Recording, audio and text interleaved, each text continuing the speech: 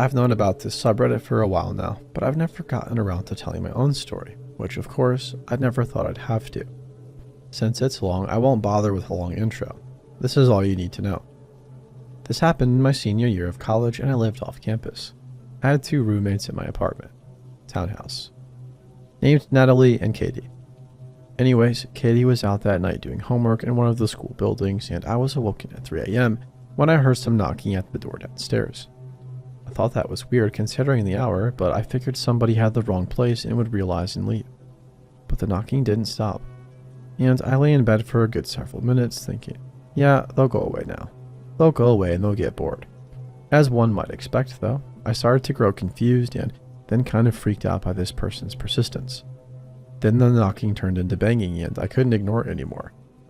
Honestly, I probably should have called the police, but it was the middle of the night and I was confused, so I headed to the top of the stairs to see Natalie standing near the door staring at it. Her room was on the bottom floor, so she had just walked up to it. We exchanged a baffled look because what the heck? It's 3 a.m. Natalie called out and asked them who they were and what they wanted. "We're friends of Katie's," said the voice on the other end, who sounded male and about our age. We know her boyfriend and we heard she was feeling down, so we came to surprise her. That was already a weird story because again, 3 in the morning. But thankfully, Katie wasn't even home, so we both informed them of this. Katie's not here. She's off doing something else. Good. They're going to leave, right? They came here to see Katie. She's not here, so they will leave us alone and we can go back to sleep. How about you just open the door? He said. I know.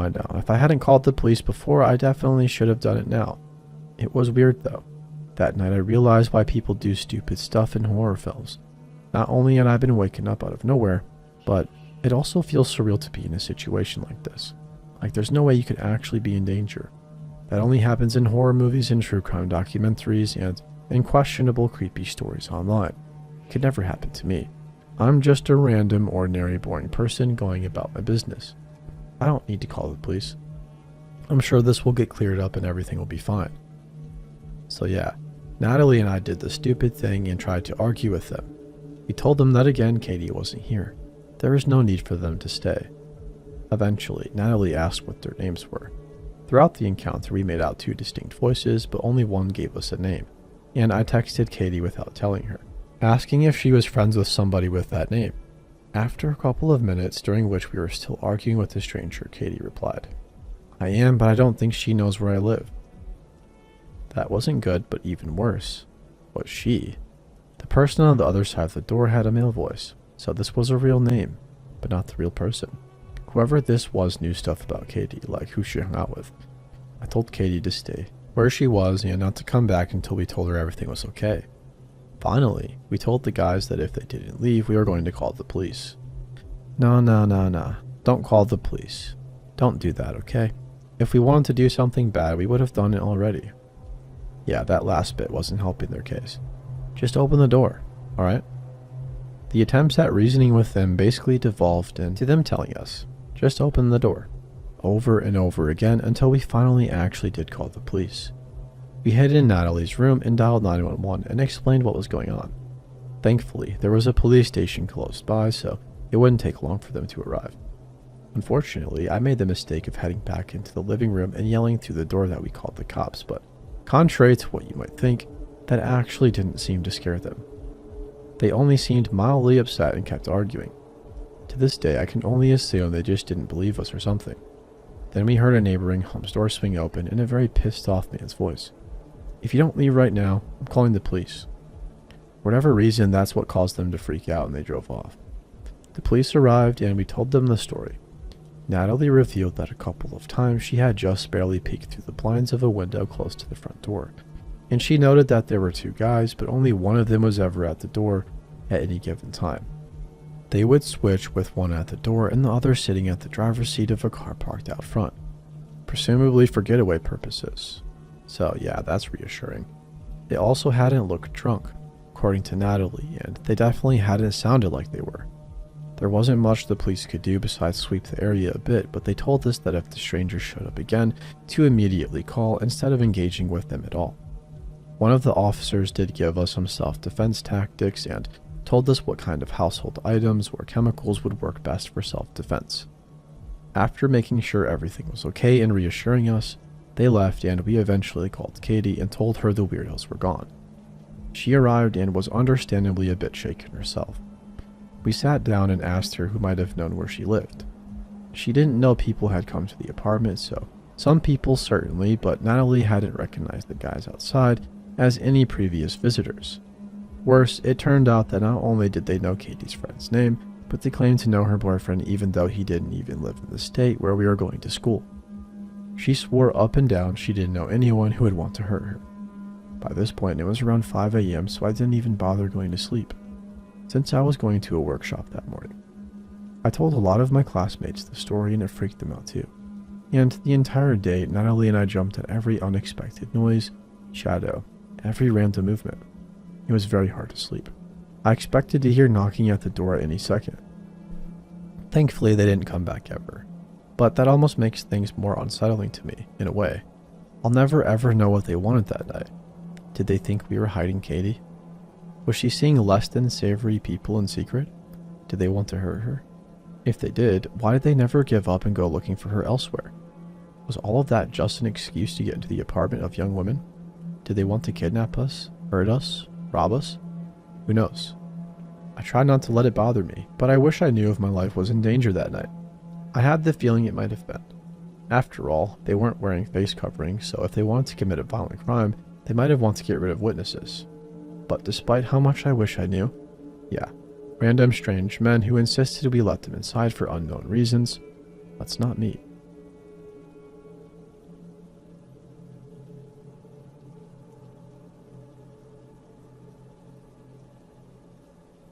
For context, I'm a college student and I live in the city alone. I'm particularly close to the border, so human trafficking is unfortunately common here and something I'm very aware of. Last week, I decided to make cinnamon rolls. I realized I didn't have any frosting, but it was still 7-something in the evening and kind of light outside, so I didn't feel nervous about running to the store to grab some.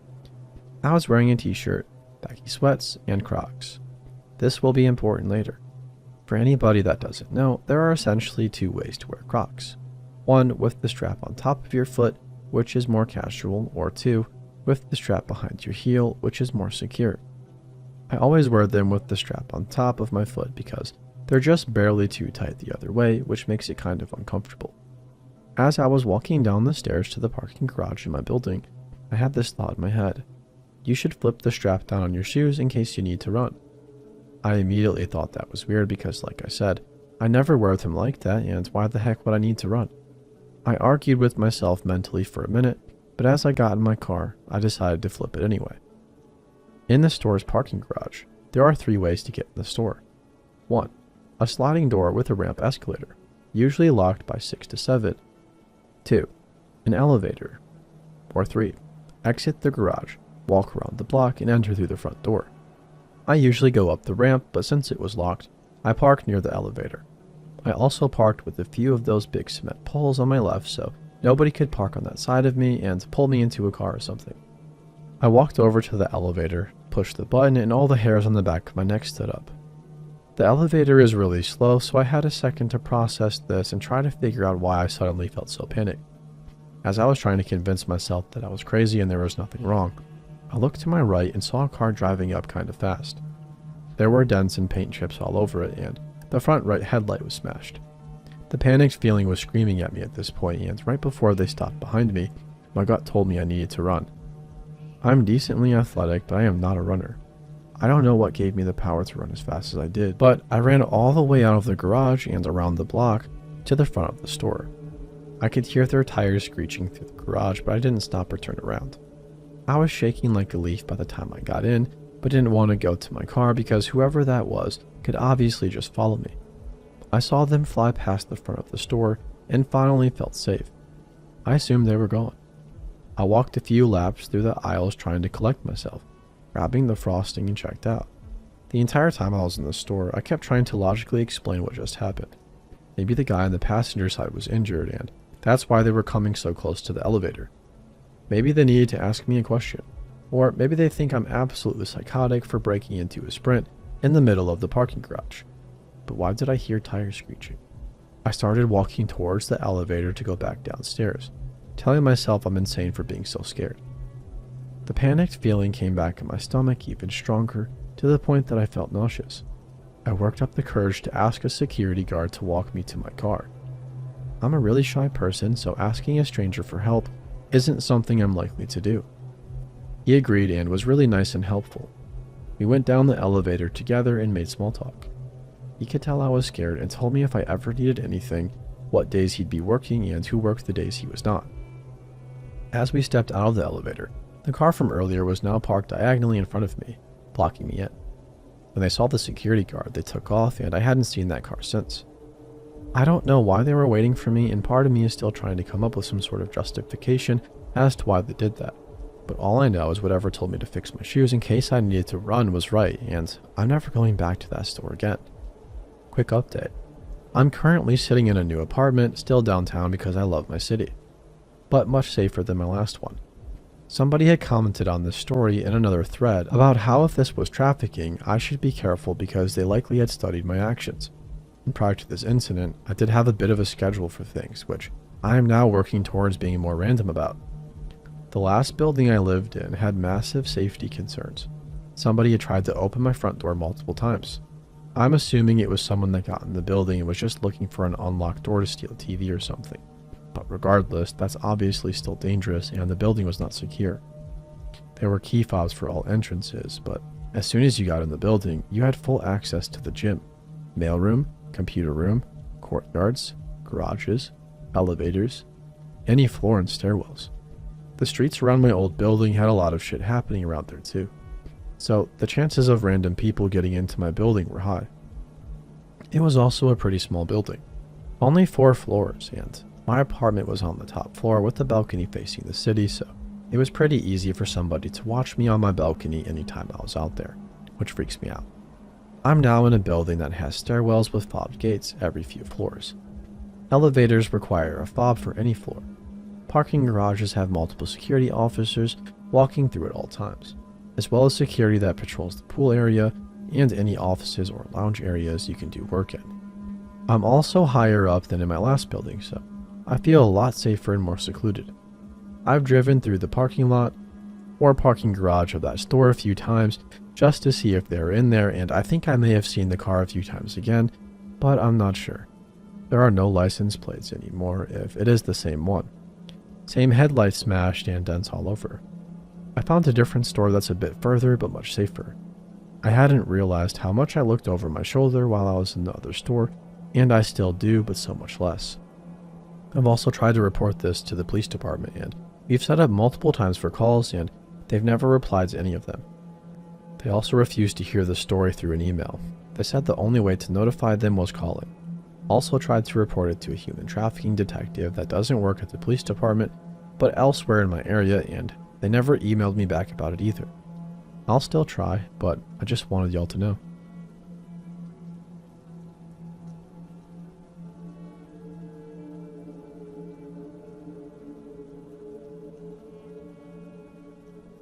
This is probably one of the scariest encounters I've ever had, and I was never able to find out who it was. A few years ago, I had moved into a new apartment building closer to my family. There were only 6 units, 3 on each side, each stacked on top of each other with the main door to the building set in the very middle and the interior staircase splitting each set of apartments.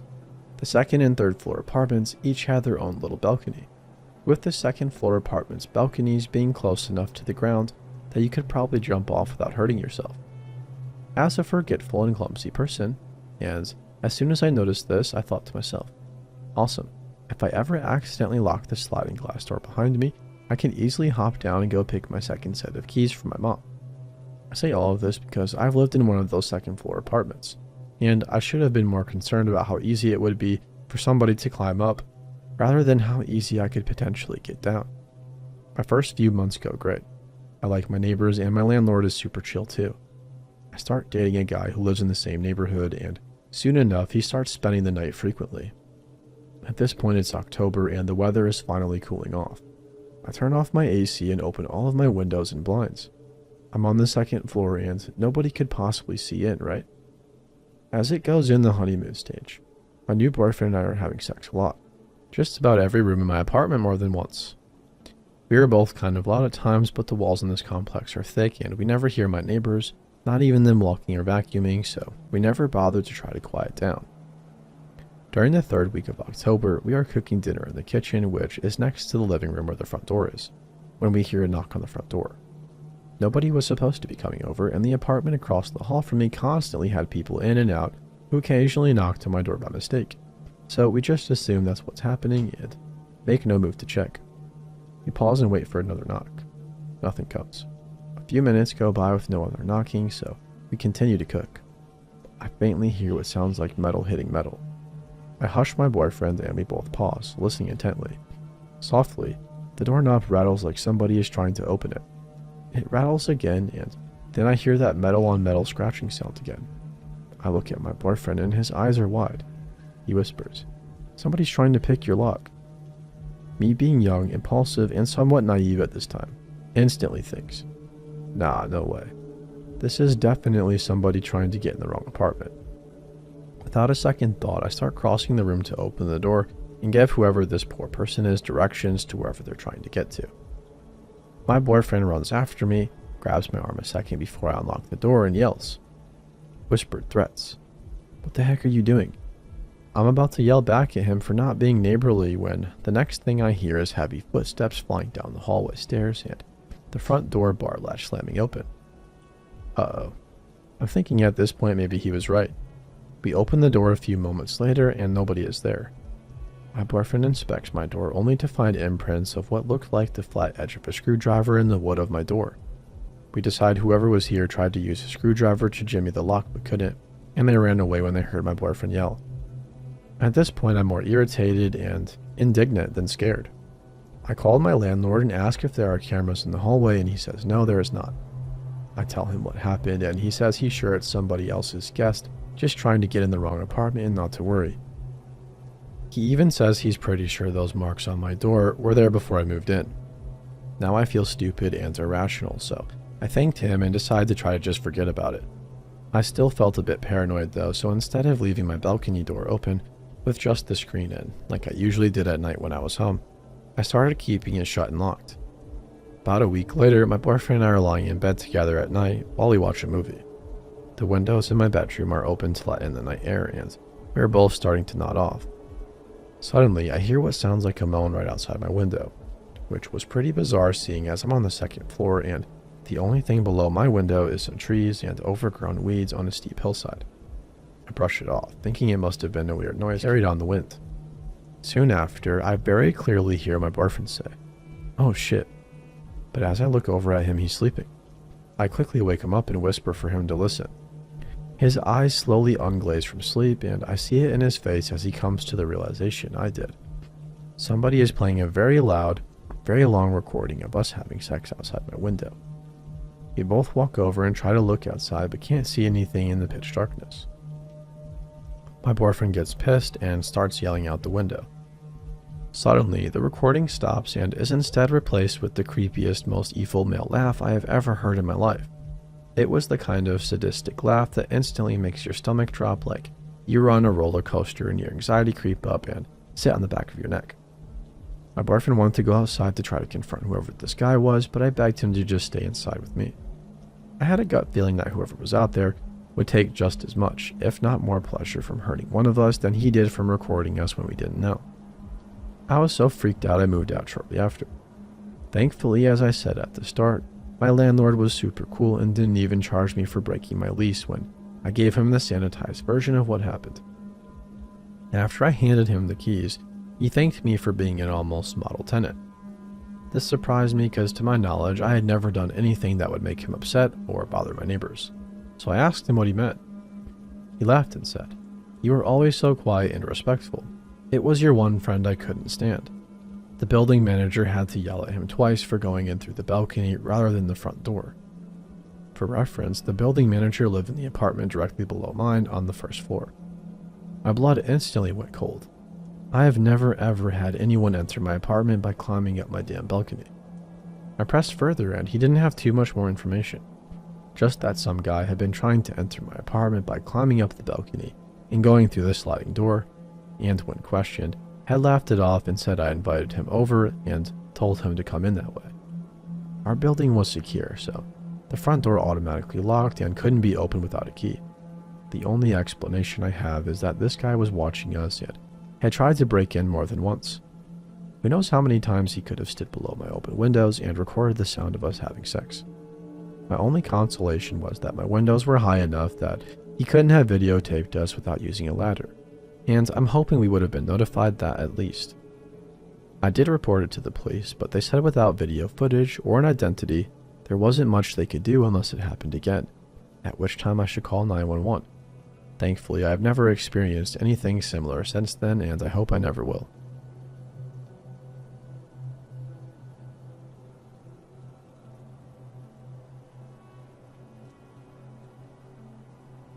I-21 female used to live in a really bad neighborhood when I was a kid. Drive-by shootings were not uncommon. Rapes had happened in surrounding areas while we lived there. And before we moved, we also found out that the sweet man across the street was a certified sex offender. So obviously, not a great place for children to walk around alone, right? True, but if you have a 70-pound good boy that is completely dedicated to protecting you, it's doable. My mom, little brother in his stroller, I and Spanky, my good boy, went for a walk around the neighborhood to go 2 blocks away to the community pool. I, like most 6-year-olds, wanted to wander ahead with my dog because he was always gentle when I held the lead and walked closely to me. As we were nearing the pool, there was a stretch of hedges that lined the walkway to the pool entrance. Spanky was walking ahead of me by maybe about 3 feet. He sniffed towards a bush and came to a complete stop. He began posturing and growling deeply, baring his teeth at the bush. He had never growled like this before, and to me, it was horrifying to see my best bud like this. I tried to walk around him, and he turned the back end of his body to block me, his eyes still fixed on the bush. I try again, and he does it yet again. My mom is still about 4 houses behind and hasn't noticed this yet. I see the bush start to move and take a step back. Mom, I think Spanky found the kitty. I start taking a step towards the bush, and I am knocked over completely by Spanky at this point. I'm crying on the ground, scraped elbow. No biggie, but it gets my mom to come running. Exactly at this moment, a man bolts out from the bush and takes off running. When Spanky knocked me over, it made me drop his leash, so he booked it after the guy. About 300 feet away from the bush, Spanky caught up with him and made some sickening contact with this guy's ankle and forearms. I have heard a lot of screams on TV and in movies, but I have never heard a blood-curdling scream like this before. My mom pulled me close and pulled out her phone, fingers shaking. While she's on the phone with 911, you can hear this guy screaming, "Get him the heck off me," and me going, "Spanky, he's not a kitty." Spanky may have mangled a stray cat who wandered into the yard before. When police arrived, they asked for a full version of events, and my mom and I gave the details best we could. Mainly her, because 6-year-olds aren't great at descriptions. Spanky was sitting contently at our feet after the officers and my mom removed Spanky from him. The guy was taken away in cuffs.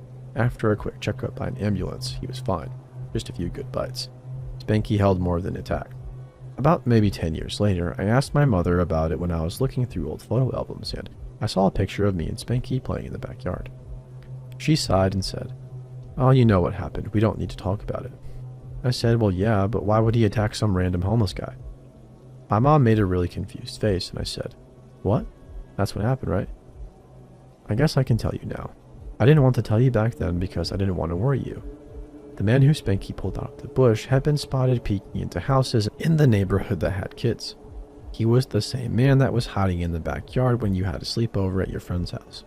He had a knife that he dropped when he ran from the bush. Police thought he might have been canvassing the neighborhood before he decided who to take, yet if it wasn't for Spanky, it might have been you. It's a different story connected to this, so I might post it if anyone wants to see it. But yeah, basically this guy was a creep that had been spending weeks at night creeping in people's backyards that he knew had children, and most likely much worse. I live 300 miles from there now and still could not handle coming to that stupid hedge now if I tried.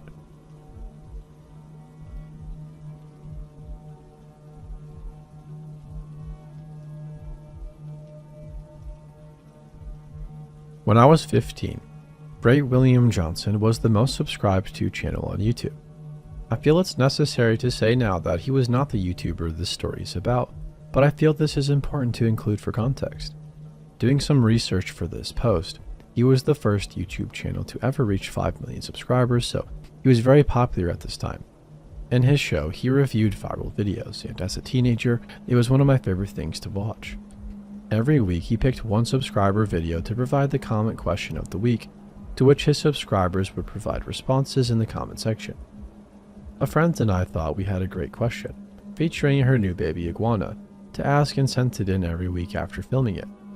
By the 4th or 5th week, our video was selected and aired on that week's show.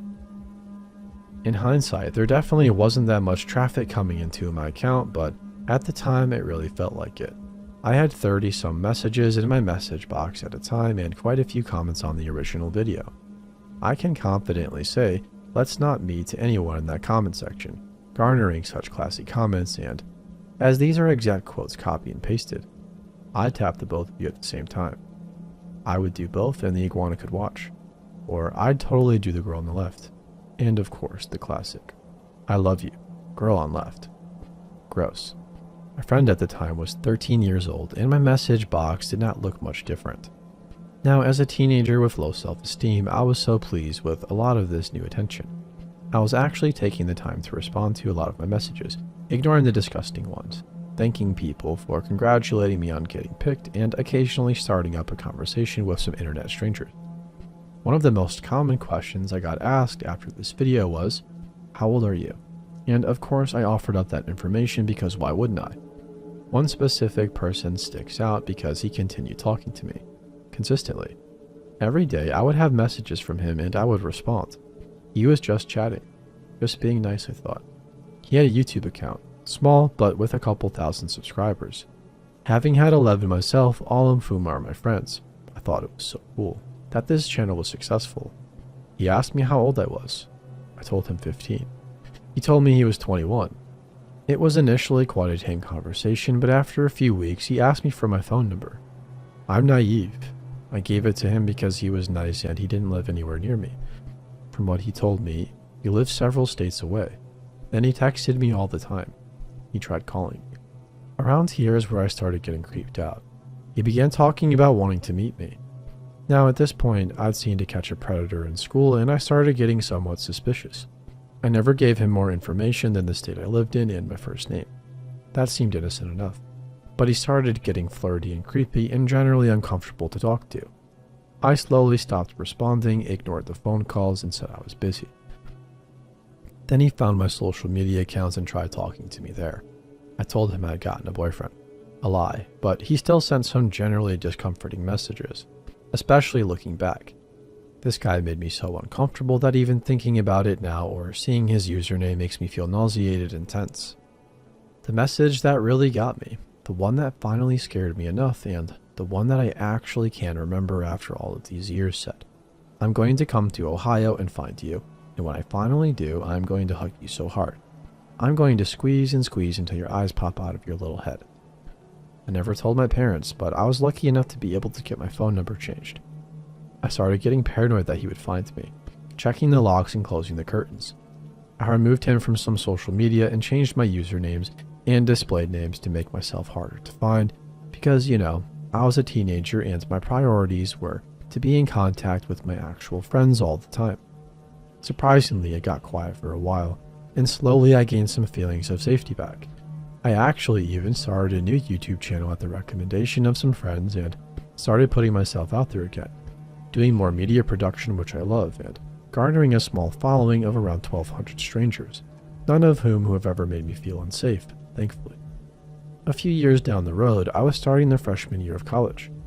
I had just turned 18 and wouldn't you know, he found me again, followed me on all social media, sent me messages again, and posted some comments on my old YouTube channel, all at once. I felt sick. I remembered all the creepy messages and unsettling feelings and just generally breathlessness I had when he started telling me he would find me and he was coming for me. I had a brief panic attack before swiftly blocking him on everything. My profile pictures were me at my new college, wearing the gear and everything. It would have been significantly easier to find now, and I knew that. I hardly made any friends that first year of college. I didn't leave my room much after that happened. I never went to parties. I scarcely made any friends. Every so often, I remember the experience and get sick. This is one of those times. I have since graduated. I moved far away with my boyfriend. I still check my locks and curtains aggressively every night, sometimes 3 and 4 times, even if I'm sure I've done it. What I'll never understand is how a grown man at 21 would be so interested in a 15-year-old girl, and especially still be interested after several years. Maybe he waited until I was legal. I don't know. The entire memory disgusts me. He still posts to that YouTube channel, and all I can think about is how he tried to get with me when I was a minor. He was a predator. He took away my sense of safety, and up to this point, he's certainly on my top 10 list of people who I hope I never ever have an encounter with again.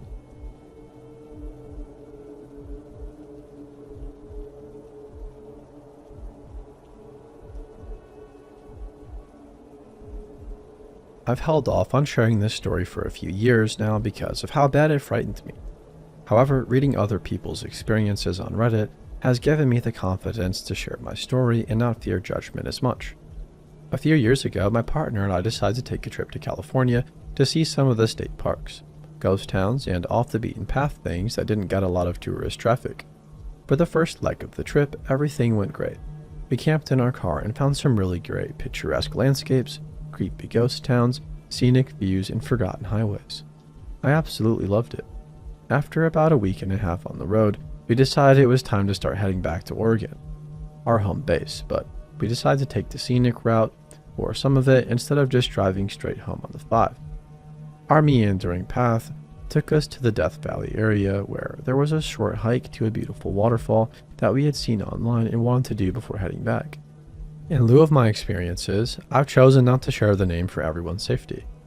We found the trailhead without issue and began the mile hike to the waterfall. Death Valley is pretty desolate, and I'm not going to lie, it's a creepy place that spooked me bad more than one occasion. But something about this trail was different, sinister even. I couldn't shake the feeling that I was being watched. I couldn't hear anybody around us. I didn't see anything out of the ordinary. There were no cars at the trailhead when we got there, so I figured we were alone, but I didn't feel that way.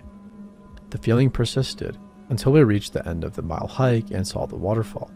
We sat for a moment, took a few pictures, and started hiking back towards the car. I still felt like something was wrong. I felt eyes on me and had a feeling of dread for seemingly no reason at all. I tried to shake it off, but I just couldn't.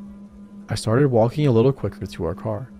We got there without incident and started throwing our hiking poles and water bottles into the back seat of the car. I noticed there was a black SUV with limo-tinted windows, parked next to us in the trailhead parking lot. It wasn't running. I didn't see anyone around it, and it didn't seem like anybody was in it. But where was the driver? The only place the driver could have been was on the same trail as my partner and I, but I hadn't seen or heard the driver on the trail. It was an out and back trail with steep rocky cliffs on either side of it, so the chances of me seeing the driver were actually pretty high, and the chances of him getting off the trail were pretty slim, as the undergrowth was extremely heavy until you got to the cliffside. I am also certain I would have heard somebody crashing through the undergrowth near the trail. As I was thinking about this and getting more and more anxious, I saw a huge man emerge silently from the bushes next to the trail to the waterfall. When I say silently, I mean it. He made no noise at all.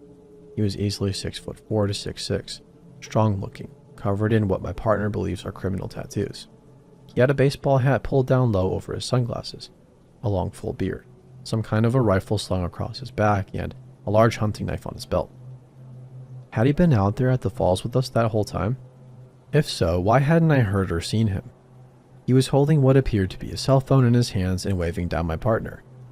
My partner is 5'5" and skinny. In a silent panic, I grabbed him by the arm to keep him from getting too close to the man. I realize now that this huge man had a gun and distance to him was irrelevant. But as I said, I was in panic mode. The man said that he found this cell phone, the one in his hands near the waterfall, and didn't want us to leave without it. We both quickly checked our pockets and realized that we both had our cell phones, and we both assumed at the same time that this was some sort of setup for a robbery or something far more sinister. We jumped into the car, fired her up, and drove up the dirt road as quick as we could. The man just stared at us through the rear window as we drove off. It terrifies me to think that he was out there with us the whole time, that we were hiking and we didn't hear him, see him, or really even know he was there. How many other times has something like this happened to me? I never would have known the man was out there with us had he not chosen to make his presence known. I'm not going to lie, it really made me think twice about hiking alone in the woods or in isolated and desolate areas. I also find myself wondering what would have happened had we chosen to engage with him. Were there others with him? What would have happened to us? I'm not going to lie, I've had nightmares about this man in several instances since this happened. I'm just glad I trusted my gut.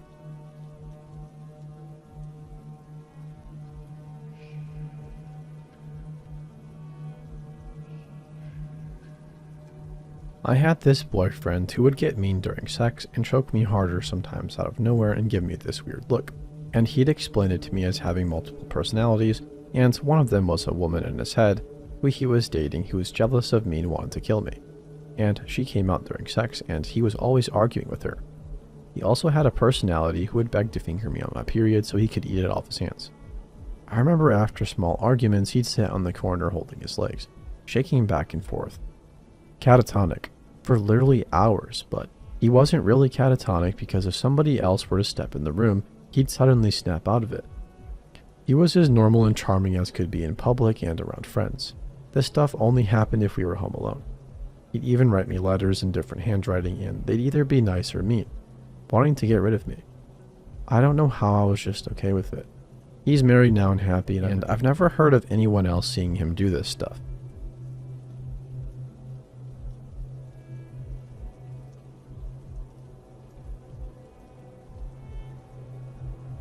I'm 22, but I frequently get mistaken for being 15 or 16. This is important to the story. I won't bother making up a name either. His name was Nick, and he came to work with us maybe a week ago. From the moment I laid eyes on him, I knew I hated him and didn't want him to be anywhere near me. Unfortunately, that's exactly where he wanted me to be all of the time. Now, he didn't initially give me a reason to hate him, and I even felt bad about hating him in the beginning. Nick was very nice to everybody and polite. He had a cheerful attitude every day at work, greeted people and asked how they were doing, tried to make jokes, and sent texts in our work chat about how excited he was to work with all of us. Personally, I felt that he was too cheery for work, and that was one of the things I found unsettling for some reason. He always wanted to talk to me for some reason, and I was polite and nothing more towards him. I would give him very short answers to all of his questions, and that conversation would end there. I genuinely wanted nothing to do with him, and yet he didn't seem to get the hint. Every time I was on break, he appeared to be either also on break or about to clock in. He'd come over to my table and sit with me, which I always hated. In my mind, I'd be telling him to get far away from me, but I never did. I didn't have a reason to, so I just looked like an asshole if I did. I never made eye contact with Nick either. It also always felt uncomfortable. It's hard to explain, but there was just something about looking into his eyes that felt off. He was too nice, if that makes sense. He always wanted to talk to me, and he was always standing near my station in the kitchen, always trying to sit with me, and I would have conversations with my friends. Nick would just insert himself where he didn't belong, making it even worse. If I waved to a friend, Nick would also try to wave to me. If I high-fived a friend, Nick would also want a high-five, and begrudgingly, I would give him one because I didn't know how to get out of it. Nick always followed the rules to a T as well. However, this was less about being good at his job and more about not getting in trouble. In his words, "I'm on probation so I can't lose my job." That sentence felt unsettling coming from him too. Now, a lot of my coworkers had been to jail for a multitude of reasons, and I love all of them, but from Nick it made my stomach turn. Now this brings us to 2 days ago. I was on break and I saw my 18-year-old coworker, who I will call Emma because I actually value her privacy, sitting with Nick. I'm sure she had sat down first because she sits in the same spot, and Nick had probably sat down with her without asking, as that was a habit of his. I sat at a different table and Emma was quick to grab my attention, asking if I watched Doctor Who. I love Doctor Who, so I stood at her table and talked with her about it for a good 10 minutes, ignoring Nick the entire time. I didn't look at him and I disregarded everything he said in an attempt to join the conversation. Again, I hated this guy. Normally, it takes a lot to make me hate somebody, but all he had to do was walk into the building, and maybe I didn't notice it in the moment, but looking back, I think she wanted to talk to me because Nick was making her uncomfortable. When I clocked back in from my break, it took me a couple hours, but I eventually noticed that Nick had never clocked in for his shift. I turned to one of my friends and asked, Wasn't Nick scheduled for the grill today? Where is he? Oh, he got fired. He was creeping on one of the 16-year-olds in the ice cream section. I immediately felt so vindicated. I was right about him the entire time. Something inside me knew he was a creep.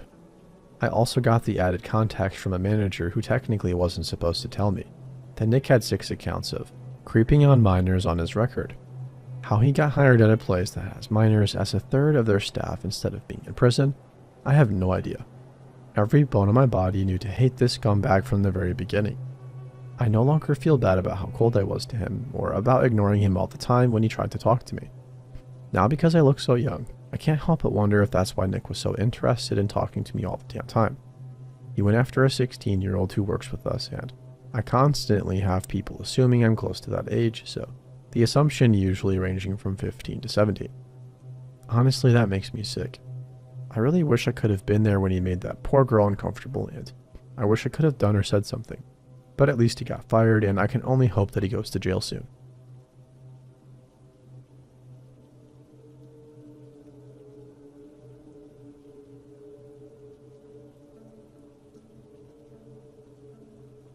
January 1994.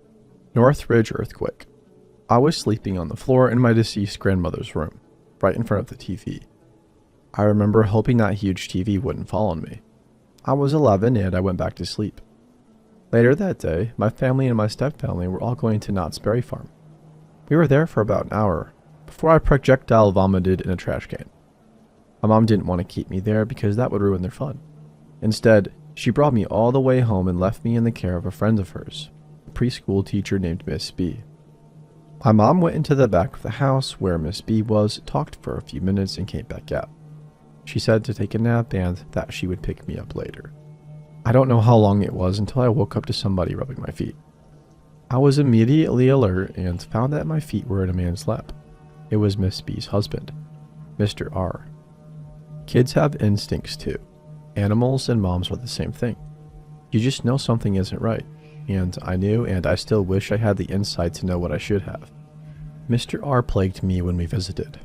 I couldn't put my finger on it in the beginning. Then as I got older, I knew he hugged me too long, pulled me too tight, and gripped my butt like a lover. Occasionally, he would ask me to watch TV with him, and he would put his arm around me. He'd rub his hand up and down my arm like a nice gesture. I didn't realize until later he was caressing the sides of my breasts. One day when I was 12, there was another Girl Scout dance. My mother insisted Mr. R would go with me, and I said I'd rather stay home. She called me inconsiderate and ungrateful, saying that he was taking his time to do it. I went. She had bought me a black dress, and it had colorful flowers on it. We did the show dance thing, and I kept excusing myself to the bathroom. Eventually, the night ended, and I told my mom I'd help her clean up and I'd go home with her. She said no, that she would be there until late and didn't want to hear my complaining.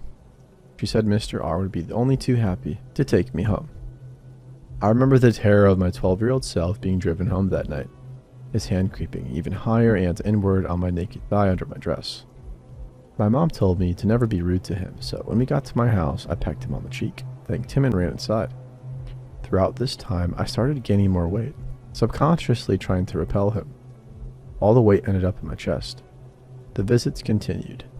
My mom would tell me to go outside and visit with Mr. R. He and his wife favored my little sister, so every visit was so they could give her something. The straw that broke me was when I was 14. We were living in a different house. It was a Saturday. My mom was visiting friends, my little sister in tow. My older sister was sleeping, as she still does to this day. Mr. R was at her house, fixing my mom's car. She had been picked up by Miss B. I thought I was clever that if I locked myself in, he would just leave. So when he was finished, he came in, knocked on my door, and said he was sleeping. I said okay from the haven of my room, and then he said, "Well, aren't you going to open the door and say goodbye?" He said it the way adults do when children are being selfish and spoiled. And I knew he would tell my mom, and I fear my mom more than anything. So I opened the door, and he smiled triumphantly at me, like he knew I'd never get to say no. So I leant up to hug him and pecked him on the mouth because he never turned a cheek peck anymore. And then he did turn, and because he wouldn't let go, I pecked him on the cheek. And then he turned his head for the last time and kissed me, full on the mouth, tongue sliding over mine like a serpent. I pushed him away and he left, but still smiling. I never hugged him again. I only said hello from a distance. My mom invited him and Miss B to my high school graduation, and he ruined more than a few pictures. Then when I was 21, my mom decided to throw my precious younger sister a sweet 16 party, which my older sister and I had to decorate, cook, and clean for. Miss B and Mr. R were there, and I let myself be surly and rude because I didn't care anymore. A week later, my mom is mad at me about something, and then all hell breaks loose as my mom screams at me that I'm trying to ruin my sister's birthday party. And I told her what happened, screaming and crying. I told her about Mr. R and the years of attention he spent on me. And I will never, not ever, forgive or forget my mom, the woman I trusted, as she said. Well, I should have known. He molested one of his own daughters too. I thought you knew that. Sometime later, my mom blamed me for it going on so long, saying that I should have been smart enough to say something. To this day, I think my mom knew it was happening but refused to help me because she was getting help from Mr. R for mechanical stuff and because it deflected attention away from my younger sister. I don't know which of them I hate more, and the only person I let touch my feet now is my fiance. And that was only after months of him kicking out of reflex when he touched me. Sorry for the wall of text.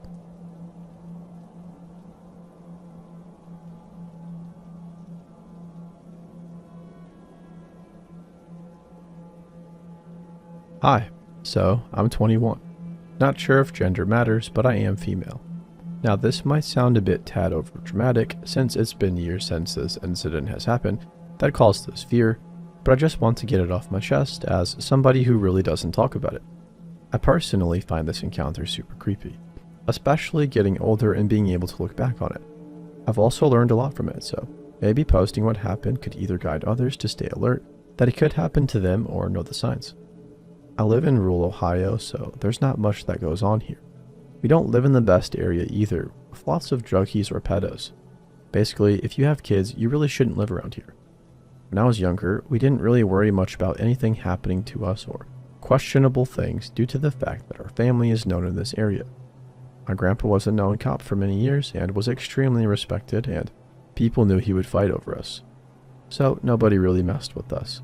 We also lived around multiple other children our age. It wasn't uncommon to let your kids run around by themselves before nighttime because our neighborhood essentially relied on each other and the other kids to keep each other safe. And it worked for the most part. We knew what people to stay away from, and they knew to stay away from us as well. When I was in middle school, the bus ran at 7 a.m., and we would have to be at the end of our long driveway by 7 a.m. to catch the bus on time. And this happened during winter, and our bus tended to be late sometimes and would reach us around 7:05 to 7:15 at the latest. But we made sure to be out there at 7 a.m. in case they were on time.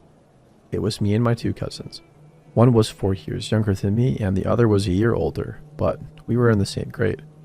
The road is straight where our driveway is, so cars come by multiple times and you would be able to see if a car was slowing down and such, and they'd see us as well. We were always told not to stand by the end of the driveway and always keep a distance, so if a drunk driver or whatever happened to swerve, we would be okay for the most part.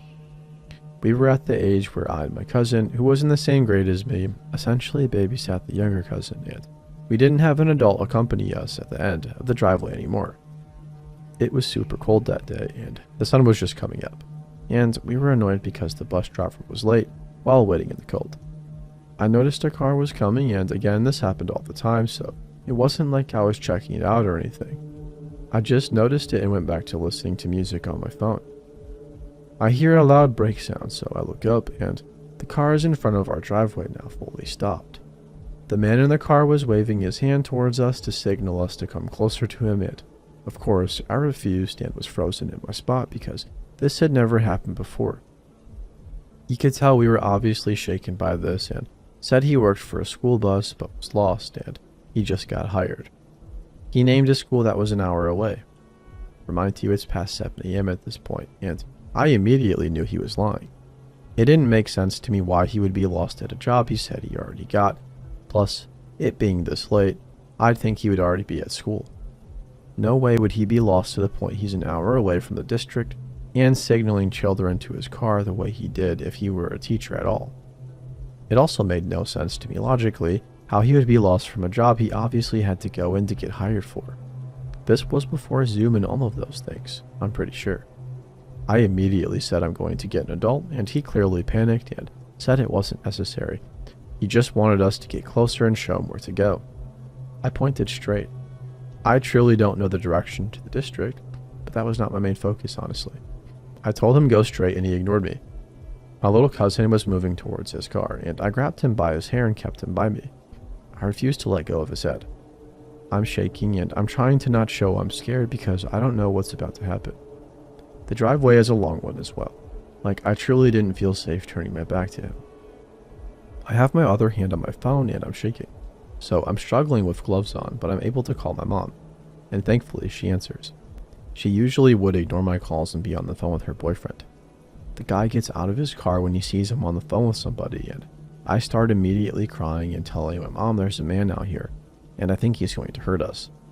She comes out running, and the second she gets closer and he sees her, he bolts back to his car and dashes away. A car that was around the corner of the road also dashed away as well. Now looking back, it's even more scary, since if it was just somebody who needed to get past said car that was in the middle of the road by our driveway, they would have just either honked or gone on the other lane to pass them. They definitely also saw the entire thing and didn't get out of their car to help us or anything like that. So it makes me think they were also in on this entire situation. I'm forced to go to school that day, and my mom calls the cops. And when I get home, I find out even more horrible news that just made me realize my gut feeling was correct. My mom told them about the car and how it looked and such, and how they found an abandoned car that matched her description just up the road. So, they found who it belonged to and eventually found out he wasn't a school teacher. He worked on the barges. The cops said they thought it dealt with sex trafficking from the looks of it, and they didn't even catch him since he already left on the boat or whatever. Who knows what would have happened if he got one of us. I'm assuming he would have been on that boat and horrible things would have happened. It still pisses me off that he was never caught and possibly other kids were victims of this. It's truly terrifying, yet to this day I refuse to go near the road. I still have recurring nightmares of it. I'm always on alert now too, which I most definitely should have been more alert about back then, but I was just a kid and clearly didn't realize how it would have affected me in real time.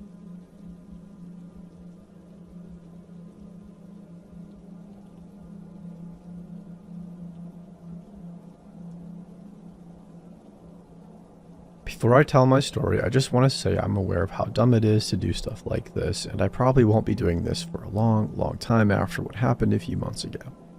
Anyways, I just really needed to post this because I don't know who else to tell.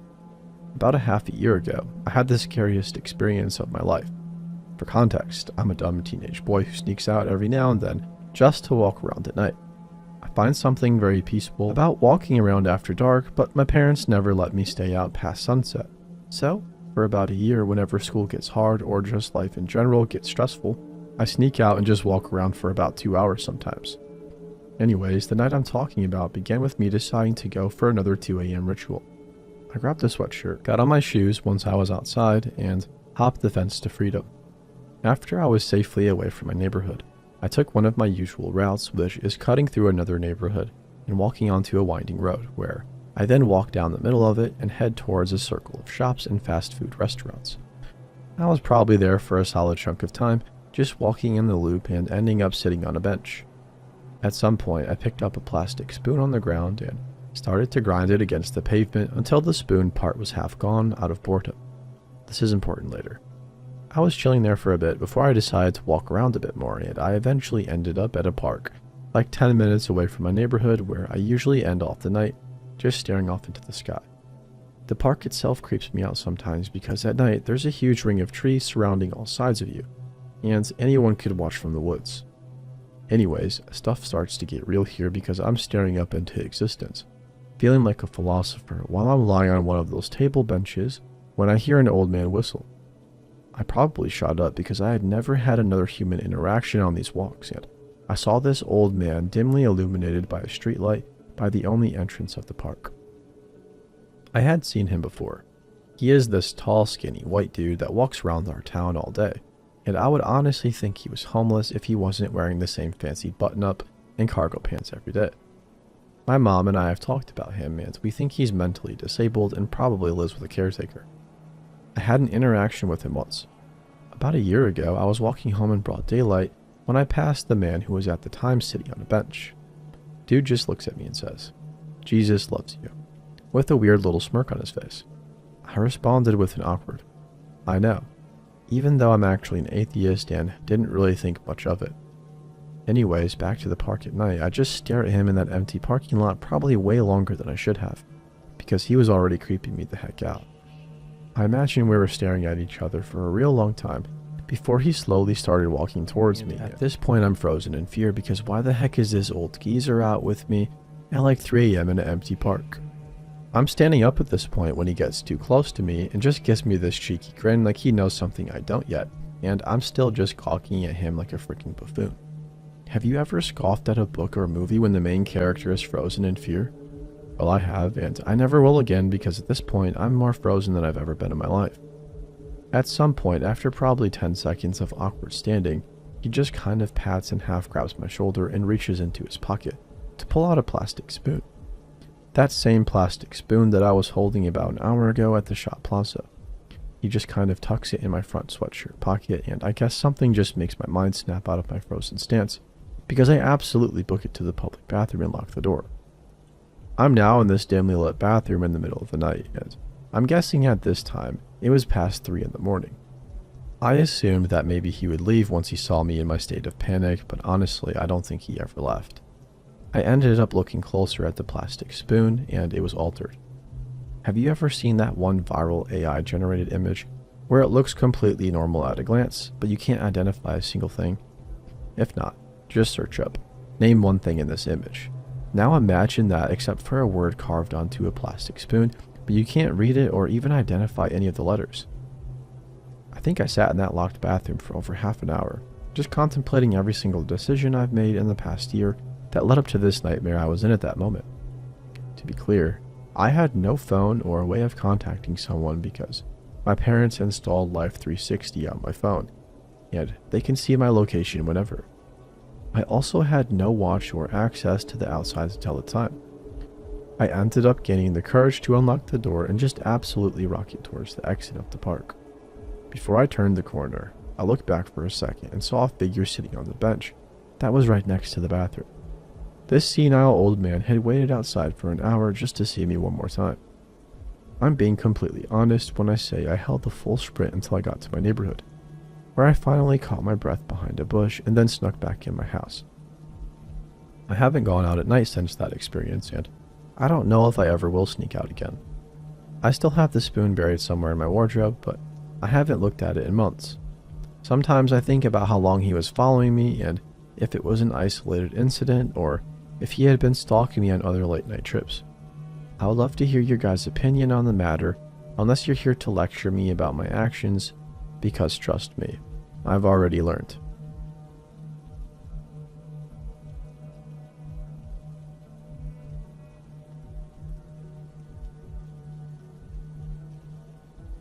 Let me begin by saying that I'm a stripper, so of course I meet creepy people. I've had plenty of creepy guys come in who way overstep their boundaries. However, this guy didn't overstep with touch. It was with what he said that started to get to me. Also, please forgive me for my awful writing abilities. I was at work last night when this older guy came into my work. He was probably around 5'8", thin and a little bit scruffy. There weren't any other customers in the club because it was early in the night. I was on stage practicing some pole work when I noticed that he was talking to one girl and they went to the back. I assumed that he bought a dance and I was waiting for her to drop him so I could slide in and hopefully get a dance from him too. I was walking over there when he decided to get up and approach me instead. He came up to me and the first thing he said was, "Damn girl, are you like a size 0? Are you even old enough to work here? And I love how petite you are." Me being the seductive person that I am, I informed him that yes, I am a size 0 and that I just turned 18.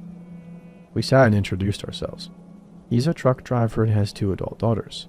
He constantly repeated himself, saying that I'm beautiful and so young and that my toes are so petite. I giggled and threw a compliment back at him.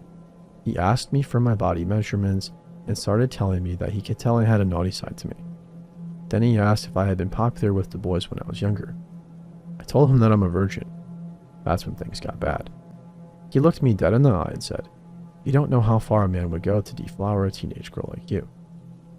Of course I laughed it off and pretended to be flattered. He paid me $20 for sitting with him for so long. He then said that he loved to be my sugar daddy and take me lingerie shopping. Said that he'd kill to have a girlfriend like me walking around the house, completely naked in heels, teasing him. I would have gotten up and walked away, but I thought I could squeeze some money from him by getting him in the VIP room, since he said he was so infatuated with me and wanted to see my you-know-what in a very descriptive way. Anyways, as we got further into the conversation, he put more and more emphasis on how much he loved to take a young girl's virginity. That's when he started pushing too much. He insisted on paying me thousands of dollars to do it. Kept pushing and pushing that I go back to his place right away. He started getting too touchy, and the bouncers were on the other side of the club. I was scared to try and get up because I didn't want to make him mad. Luckily, some girls noticed how long we'd been sitting there and came over to rescue me. I left immediately because I just didn't want to be there after that. I only made $20 and walked away with zero because I had to pay the house fee. You have to be tough to work in this industry. While it definitely didn't ruin the job for me, it did ruin my night. He said he was a regular, so now I'm concerned about how many other girls he's conned into prostitution. Portland is sex trafficking central, and I have no doubt that a truck driver like him would be involved in the industry.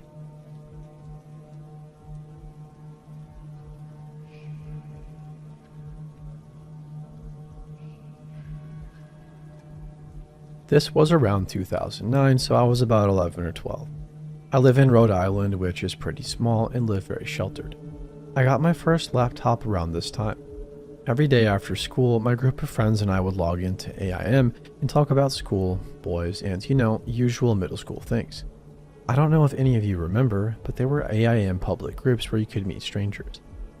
That's where my story begins, unfortunately. A group of my friends and I went into a public AIM group just being stupid, making jokes, sharing YouTube videos. One guy takes a certain interest in me and he adds me so we can talk privately. I don't remember what we talked about, really. School, anime, and about my friends. Looking back, I think he was grooming me, but nothing seemed off about it then. He was a 32-year-old man. I can't remember his name for the life of me. He lived in a neighboring state of Connecticut, which isn't too far. I had hoped to meet him since he was really nice to me. I was young and was being bullied in school, so anybody online seemed like an escape.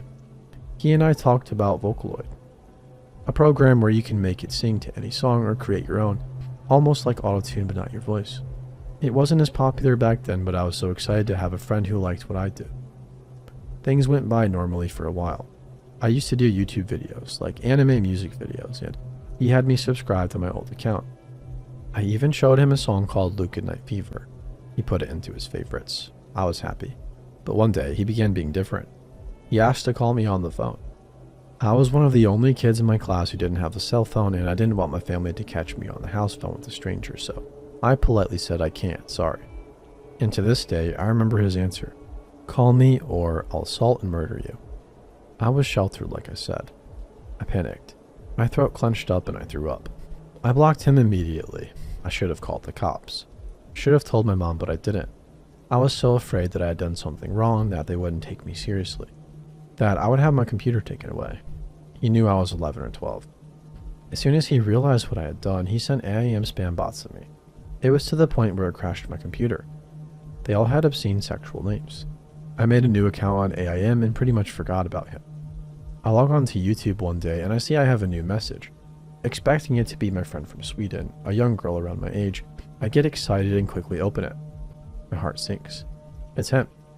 I still remember his YouTube. He's still active on it today. He says something along the lines of, following, "Hey, my cousin got that Vocaloid program. Unblock me and I can send you a copy." I knew that I couldn't ever forgive what he said. I was scared of him. I didn't block him on YouTube though. I'm not sure why. I don't know if I even knew how back then. The messages keep coming, but I never answer them. They're all, "I miss you so much, I'm sorry." At one point I think he says he loves me. I eventually lose interest in my YouTube account since it was under my real initials and last name. I made one under a fake name to protect myself. I had a lot more subs on my old account, so I decided to log in and upload a video saying I was back. That was 3 or 4 years ago. The minute I do, I get a message from him saying, "I missed you, you're so beautiful." I check his YouTube channel. There's that damn song, Luke Night Fever, featured on his page.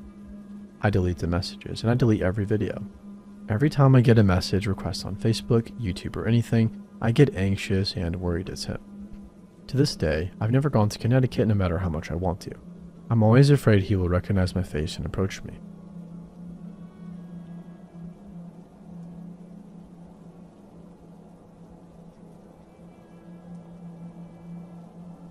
This is a quick story about a stalking experience that had just happened yesterday. There hasn't been a resolution yet, and although I was not the primary target, a group of my friends, including myself, were still involved. It was certainly terrifying and a huge slap in the face from reality to always make sure you are aware of your social media following and privacy. We have an iMessage group chat going of about 7 friends and me. One of the friends, Kay, is kind of the annoying little sister type and gets on all of our nerves, but we tolerate her. Kay sends us a screenshot of a conversation with her younger cousin, who is either a senior in high school or a freshman in college. He tells her that he is on Tumblr and that a photo of Kay showed up on his feed. He proceeded to reblock. Like what? I don't use Tumblr, so I'm not sure how it works, and show her. Kay is confused, because the photo was a random selfie from her Instagram, which she rarely uses and is set to private. In addition, neither she nor any of the people in the group chat even use Tumblr. She asked her cousin for a link to the site. Upon skimming the website, we find to our horror that the Tumblr is brimming with photographs of all 5 girls in the group chat. Individual posts with personalized captions of photos taken from our respective Instagrams, most of which are private. The further back we viewed the page, the creepier it got, because it seemed like the page was targeting one particular girl in the group, Q. 90% of the photos the individual posted were just of Q, mostly taken from her Instagram. There were love poems dedicated to her, sentimental captions accompanying some photos, such as Q and her loving parents, and even some photos that were obtained from her Facebook account, despite all settings being private. The owner of the Tumblr seems to be an adult male from a country different to where we live, who occasionally posted things that were more personal to him, such as a photo of an ice skating rink in his childhood neighboring, or a YouTube link to a homemade footage from like 8 years ago that he helped produce. The owner of the account doesn't seem to be the same person as the owner of the Tumblr. Through my own investigation, the person does seem to be real, though the primary purpose of that site looked like a shrine of sorts dedicated to Q. There were in fact other posts, such as lyrics to random old songs by obscure artists, which hinted at the owner's age. There were photos pulled from my own Instagram, such as a zoomed in and cropped picture of my face taken from a group shot. The most horrifying part was one of the older photos he had posted. This photo was not just one of Q's pulled from her social media. It was a photo of 2 real framed photos in the home of person Q. The caption for that photo indicated that the stalker had been dedicated to her since 2012. We just came across this Tumblr in 2017. Needless to say, we were all thoroughly stunned and frightened. We have no idea what to do. Q proceeded to send an angry message to the owner via some link on their page, and just like that, the page was deleted. We have no more leads, although I've been doing my own research on trying to figure out the identity of the person. I'm not even sure what we can do from here, seeing how we no longer have evidence except for screenshots of the site that we took, as well as a Wayback Machine archived link of the site. Any advice would be appreciated. Quick update. Hey guys, I just wanted to clarify a few things. Still don't know the real identity of this person and probably won't update again unless I do. The framed photos I mentioned were not taken directly from Q's house. They were taken from her social media, printed separately and framed. 2 separate photos lying side by side on a bed sheet or something were displayed on Tumblr. That is what really got to us.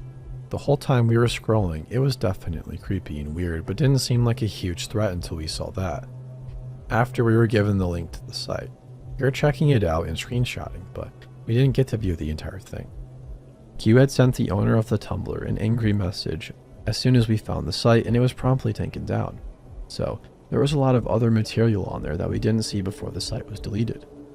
I don't want to think about if there was anything worse than the framed photos. I took a lot of screenshots as I went before the site got deleted, based on the very minimal information I had of the person. Their first name, occupation, for some reason it was listed, city, and minor details that they had posted in non-Q photos. I narrowed it down to a suspect. This is purely based on the limited details I had seen and researched the shit out of, but it was the only person that matched.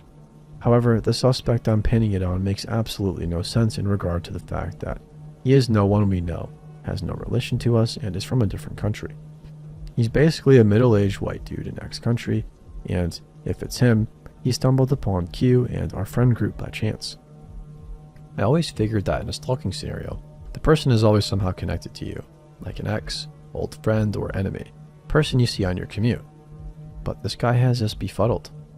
Obviously, I could be wrong, but he matches my clues and I am relatively decent at internet sleuthing, which is why I pinpointed him. Anyways, I really appreciate everyone's advice and insights on how to go about this. Thank you.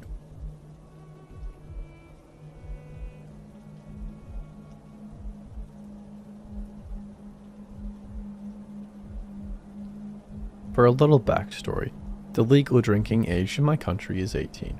So if you wanted alcohol and didn't have a fake ID or a parent to get it for you, then you had to wait around outside the off-licensed liquor store for the Americans, until someone came by who agreed to go in and purchase it for you.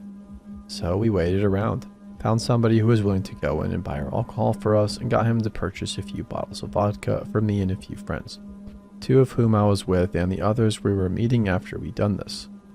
Now, as it was around 6 p.m., we decided it was too much of a risk to decant our vodka into less suspicious looking bottles in the middle of the street, as it was very busy, so we did what we would usually do in this situation and found a nearby food place to quickly run in and use the bathroom to decant our alcohol so we could be on our way.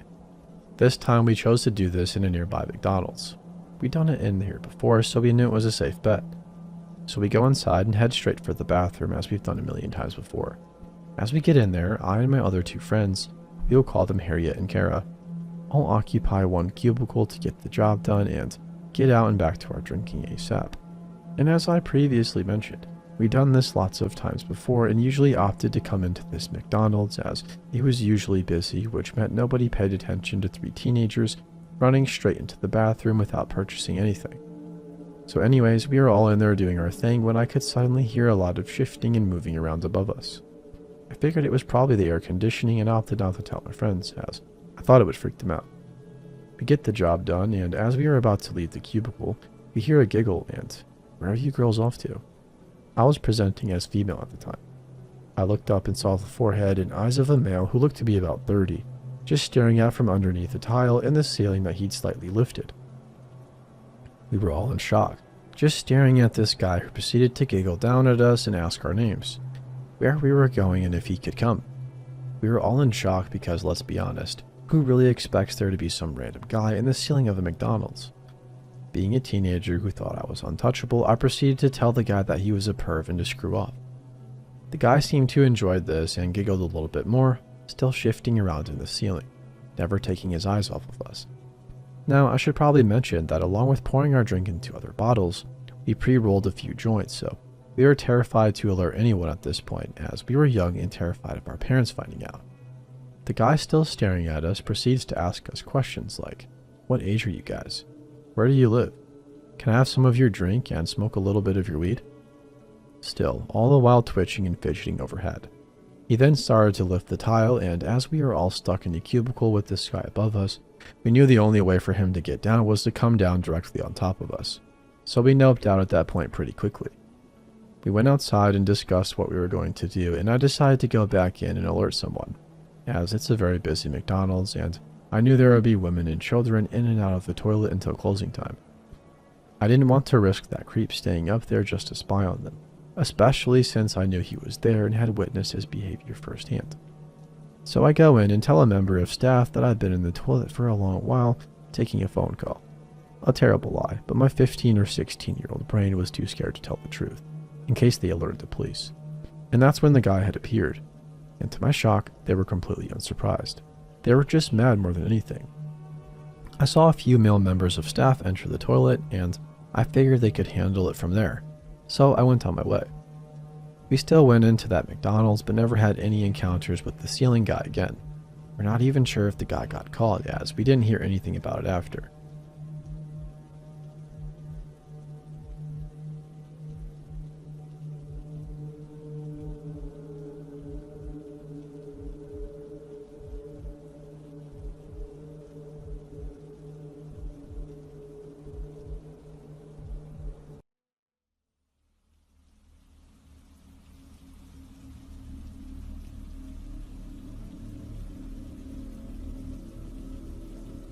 This was in June in Asheville, North Carolina.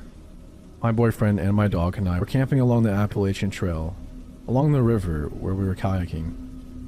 We had got done kayaking for the day, and we were relaxing at our campsite before dinner. Our site was only like 10 feet from the trail, and the river was right behind that. We had some dramatic and stressful events while kayaking that day, and we needed to unwind and relax. We were running low on weed, so we had just eaten some edibles because we are stoners and why not? My boyfriend was half asleep in his hammock. I was at the river's edge, and I was laying on a towel near the tent when a man came walking up to us, blabbing about giving us his trash. I was at first confused, but he was wearing a backpack and an Appalachian Trail shirt, so I quickly realized he was a serious hiker on the trail and wanted us to take his trash for him, which is a pretty reasonable request. However, we were only a 5-minute walk down the trail, and there was basic civilization, including a dumpster and whatnot, literally 5 minutes down the trail. I told him this because I'm sure he would rather just put it in the bin himself in that case. But he then pulled out a large bag of weed and said I could have some if I took his trash. I was a little confused, but I would never turn down free weed, so I was like, sure, whatever, we will throw it out. He gave me a small handful of nugs and threw his trash into our bag, and I asked him some small stuff like, "Oh, are you through hiking?" and whatever basic stuff. He said he was and had been for a couple of months, and asked if he could stay and drink a beer. And I was like, sure, this guy seems like he really just needs to talk to some people or something. And I wasn't doing anything, and he seems normal enough, so why not? I did think he might have only been there because I looked like a girl who was alone, if he hadn't noticed the hammock. But I thought at most he would be mildly disappointed he couldn't hit on me or whatever. My boyfriend popped his head up at some point, and the hiker did seem surprised to see him, which confirmed that he thought I was alone. He kept saying stuff like, "Oh, don't worry, I'm not one of those creepy people." Like, okay dude, I hope not. I was trying to be friendly and just ask some basic questions, more about trail stories, and the guy was answering normal enough. My boyfriend and I decided to smoke some weed by the river, and of course offered the guy some, because he had given us the weed in the first place. He hits it and coughs a bunch, and that's when stuff gets weird. As a stoner, we were used to seeing people get too high and act a little weird, but this guy was being incredibly strange. He talked and talked and talked, but it was so quiet we couldn't really hear a thing he said. I tried to seem interested and respond to stuff, but I had no clue what he was saying.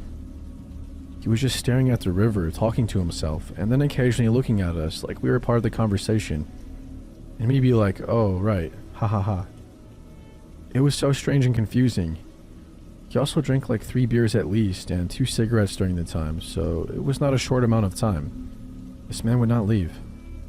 He started talking to Siri on his phone when we stopped answering him, and he was like yelling at Siri, calling her a bitch. At one point out of nowhere, he goes, "On a scale of 1 to 10, how much do I seem like a serial killer?" My boyfriend and I looked at each other like we had both just had the same thought, that this guy had just gotten way too creepy. We both nervously laughed and said, "Oh, 1, meaning not at all for sure."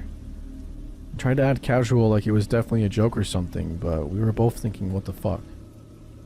After that, I said, "Nope, this guy's not welcome here," and I got in the hammock, and so did my boyfriend. And we kind of sat there talking to each other a bit, and not really acknowledging the guy. He had said he was going to smoke 1 more cig and then leave. And I swear, that was the longest cigarette I've ever witnessed in my life. It took him so long to finish it, and I was just watching it get shorter and shorter, hoping he would just leave already. He finally got up and put his stuff on and left. But it was almost dark, so we knew he would not go too far before setting up camp for the night too. That night, we thought for sure this guy would come back and kill us. Throughout the night, people did walk by on the trail multiple times, but it was other people we had seen on the trail during the day. One being a couple that seemed to be on drugs and maybe lived up the trail. We literally planned what we would do if he came back, which was grab the dog and jump in the river and float to the boat ramp downstream. Anyway, he didn't end up showing up that night and we didn't see him again, but it was enough to freak us out. It's possible this guy was just lacking some social skills and also had been in the woods by himself for a while, but it's also possible that he really had some creepy shit going on, and I'm definitely glad I wasn't alone when he walked up.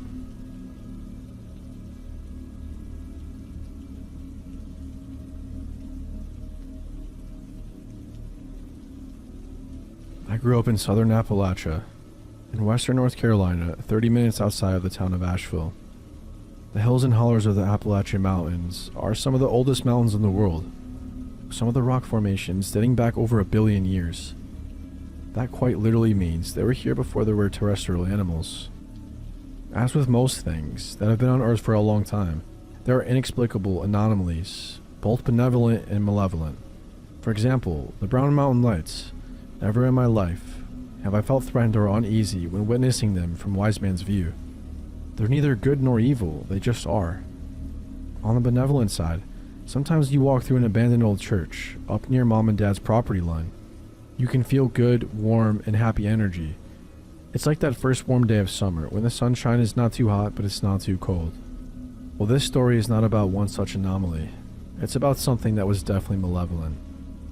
About a decade ago, I was in night school up at AB Tech, going to school for some automotive mechanics. I would go into class at about 2 p.m. after I got off my part-time job, and I would end up getting home at about 10:30 p.m., depending on the traffic. Every night I drove the same road in my old 1973 W200 Dodge pickup. Some nights it would get rather boring and I would take a different route, jump off of I-40 and drive the back roads. On this particular evening, I had decided to stay on I-40 because I just wanted to go home and go to bed. It was Thursday and there was no class on Friday, and I wanted to get in bed early so I could go into the woods and go hiking early the next day and watch the sun come up.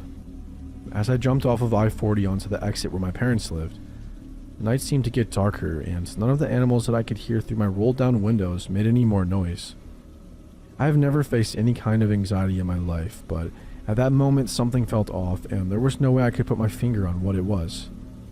I came to a stop on the exit ramp, turned to go down the road, and I happened to notice that the gas station off the exit where Mom and Dad lived had no lights on. They were a 24-hour truck stop and always had lights on, but I didn't think about it again after noticing. I just chalked it up to the power being out, but I could not shake the feeling that something was definitely askew. I slowly shifted through all of my old truck's gears, not wanting to make any more noise than the old pickup already did.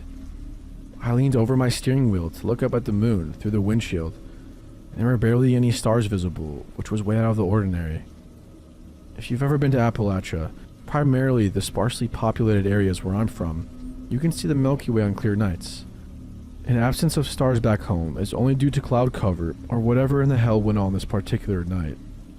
As I rounded a particularly sharp left-hand curve and chugged through a straight stretch before the next right-hander, I looked at the ancient decaying barn I always gazed at when riding that stretch of road, and thought about how long that thing had been here and how many advancements in civilization it had seen.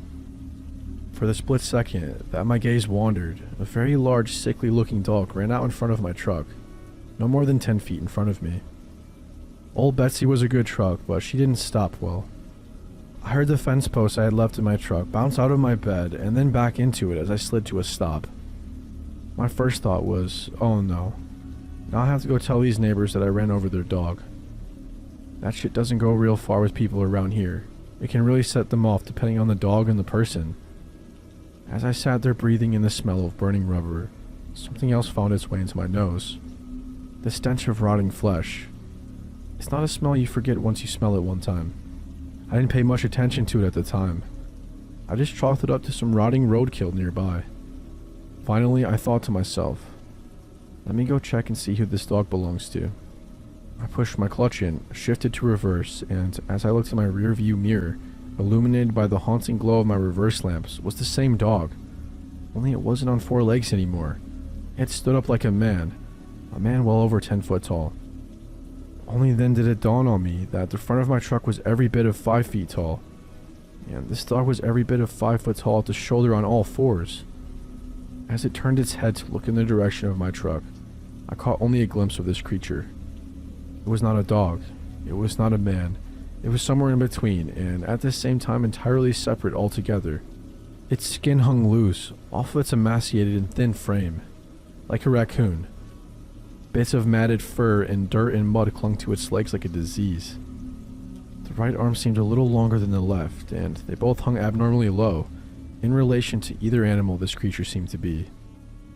As it regained its senses, it turned and looked into the mirror like it knew exactly where I was sitting. The face was that of a man's, but the very edges of its face seemed to not be totally defined. They seemed to move and change like something you would see at a cellular level in a scientific documentary. There were no eyes, but only sockets where eyes should have been. No hair, and the skin that was dripping off of its face was a cold, lifeless gray color. The nose was short and shoved into its face like a bulldog. Teeth still haunt me. It was definitely carnivorous. And true to the form of the rest of its unnatural look, many of the teeth didn't seem to be arranged in a natural way in its mouth. They seemed to fill and spill forth from the indefinable face, almost like they knew the horror they occupied and they were searching for a way out. It stared through my life, into my eyes and past my soul. It seemed like an eternity, but it could have not been more than 5 seconds that I sat there paralyzed. A light came on at the house next to the road, causing the creature to snap its glaze in that direction and tear off into the woods on its back 2 legs, like a man. I jammed my old truck in first gear and roasted tires all the way through first, snatched second gear and drove as fast as I could home. When I got to the house, both of my parents were asleep. I went downstairs into my bedroom and loaded every firearm I possessed and locked all of the doors. I couldn't wake them up. I mean, who the hell would believe that? And at 10:30 on a Thursday night. The basement was eerily quiet that night. Even their dogs that got up to raise hell at outside animals at all hours of the night were dead silent. The old post and beam house didn't even creak or pop that night, as was usual. At about 3 a.m., I started to finally get drowsy, and as I went to lay my head down to get some sleep, so I could still attempt to go hiking the next morning, I smelled the stench of death again. It was faint at first, but it was definitely there. I thought to myself, you're just going crazy. None of that shit was real. But as I dwelt on it, it became more and more noticeable until it filled the entire basement. My dad has a home office in the basement with 2 large glass doors that face national forest, 500,000-acre woods. I finally worked up the courage to walk out of my bedroom and into the basement living room, with my little tactical 12-gauge loaded, tack light on. I covered the flashlight with my hand, so as not to make my presence known until need be. And as I turned right out of the living room into my father's office, I shined the light through the glass doors and at the edge of the woods. There stood the creature. It was motionless. It stared right into the light, unafraid, with those soulless sockets devoid of eyes. I quickly covered my tactical light, ran into the living room and flipped on the outdoor floodlights, and to my surprise, it was no longer standing at the edge of the woods, but between the house and the edge of the woods. Still motionless, though. I swung the door open and fired every round I had into its direction. I must have scored a couple of hits because it screeched an unearthly scream, like that of a woman being slaughtered, as it took off into the woods. The dogs went crazy. Mom and Dad woke up asking me what the hell I was doing. I told them that a bear had gone to the trash and I was scaring it away. They didn't believe me, but I knew they wouldn't believe the truth either. I didn't sleep that night, or any time until the following Sunday. Everything seemed to return to normal, and I didn't think about the creature again until I met my wife about 6 years later. Her mother's house sits at the mouth of the holler, no more than 4 or 5 miles up the road from my mother and father's. Up on the side of the holler, there are kennels for her brother's hunting dogs. No longer in use and haven't been in years, but the fence is still there and the concrete pad is still there. It's a thing of great use when you need to quarantine an animal. Her Great Pyrenees had gotten into a tussle with a raccoon, which of course he destroyed, but his rabies vaccination had lapsed, so we had to keep him quarantined for a time. It didn't bother him, as he kind of liked solitude. This particular night, that we were coming home from a movie date in a neighboring town, was the last night of quarantine for him. So we walked up the trail using our phone flashlights to get to the kennel, and there he sat, patiently waiting, tail wagging happy to see us. We put him on a leash and started walking back to the house with him. As we were walking back through the darkness, I started to feel the same feeling I had felt the night I hit the creature in my truck. I didn't say anything, so as not to alarm my wife, but then the smell came wafting in on the breeze. She jokingly asked me, "My God, what did you eat? You stink." I half-assed laughed, not being able to fully appreciate the joke for the horrors that raged within my mind. She immediately caught on and asked me what was wrong, to which I could only reply, "I'll tell you later." She grew up in the woods and around hunting and things of that nature her whole life, so she knew what I meant. She knew we were being watched by something. When we could see the lights of the house from the trail to the kennel, we heard it. There came barking from the kennel that sounded just like the Great Pyrenees we had on a leash next to us. It was a perfect imitation. The Pyrenees, being a guardian dog, immediately sensed that something was wrong until he turned to face the danger, belting out deep barks and growls in that direction. I don't know if you've ever had to drag a 150-pound dog, but it sucks. And it's not an easy task. I'm 6 foot tall and 240 pounds, and it was all I could do to get him back to the house. The barking never ceased the entire time we were running toward the house. In fact, it seemed to grow closer and closer, till it seemed it was coming from inside my own head. Her mother heard the commotion and flipped the floodlights on as we made it into the fence of the yard, and I caught a glimpse of something coming to a dead stop at the end. At the end of where the light reached, wheeling around and tearing off back into the darkness. My wife looks at me and goes, "You want to tell me what the fuck that was?" To which I replied, "Yes, let's just go inside." I told her the story, and she listened intently, hanging on to every word. Her family came from a long line of granny witches and other supernatural healers of the Appalachians, so her older sister came over the next morning with some herbs and chants to bless the property and to ward off evil. I suggested we go up to the dog kennels and do them as well. When we got to the kennels, they were completely destroyed. The very concrete foundation was cracked, and the chain link fence was torn off of its posts. The dog houses were destroyed, and the place reeked of the stench that followed the creature. My wife's older sister just went about her business like normal, blessed the place, and burnt some herbs and led us back into the property. When we got into the house, she wheeled about on us suddenly and instructed us very firmly to never go into the woods after dark. Not until this thing left me alone. To make a long story short, my wife joined the military and she ended up getting stationed in Delaware. Well, as someone who's lived around fairly large mountains and endless wilderness their entire life, Delaware is pretty terrible. At least that was my thought when we first moved to the middle of a 50,000 plus population city.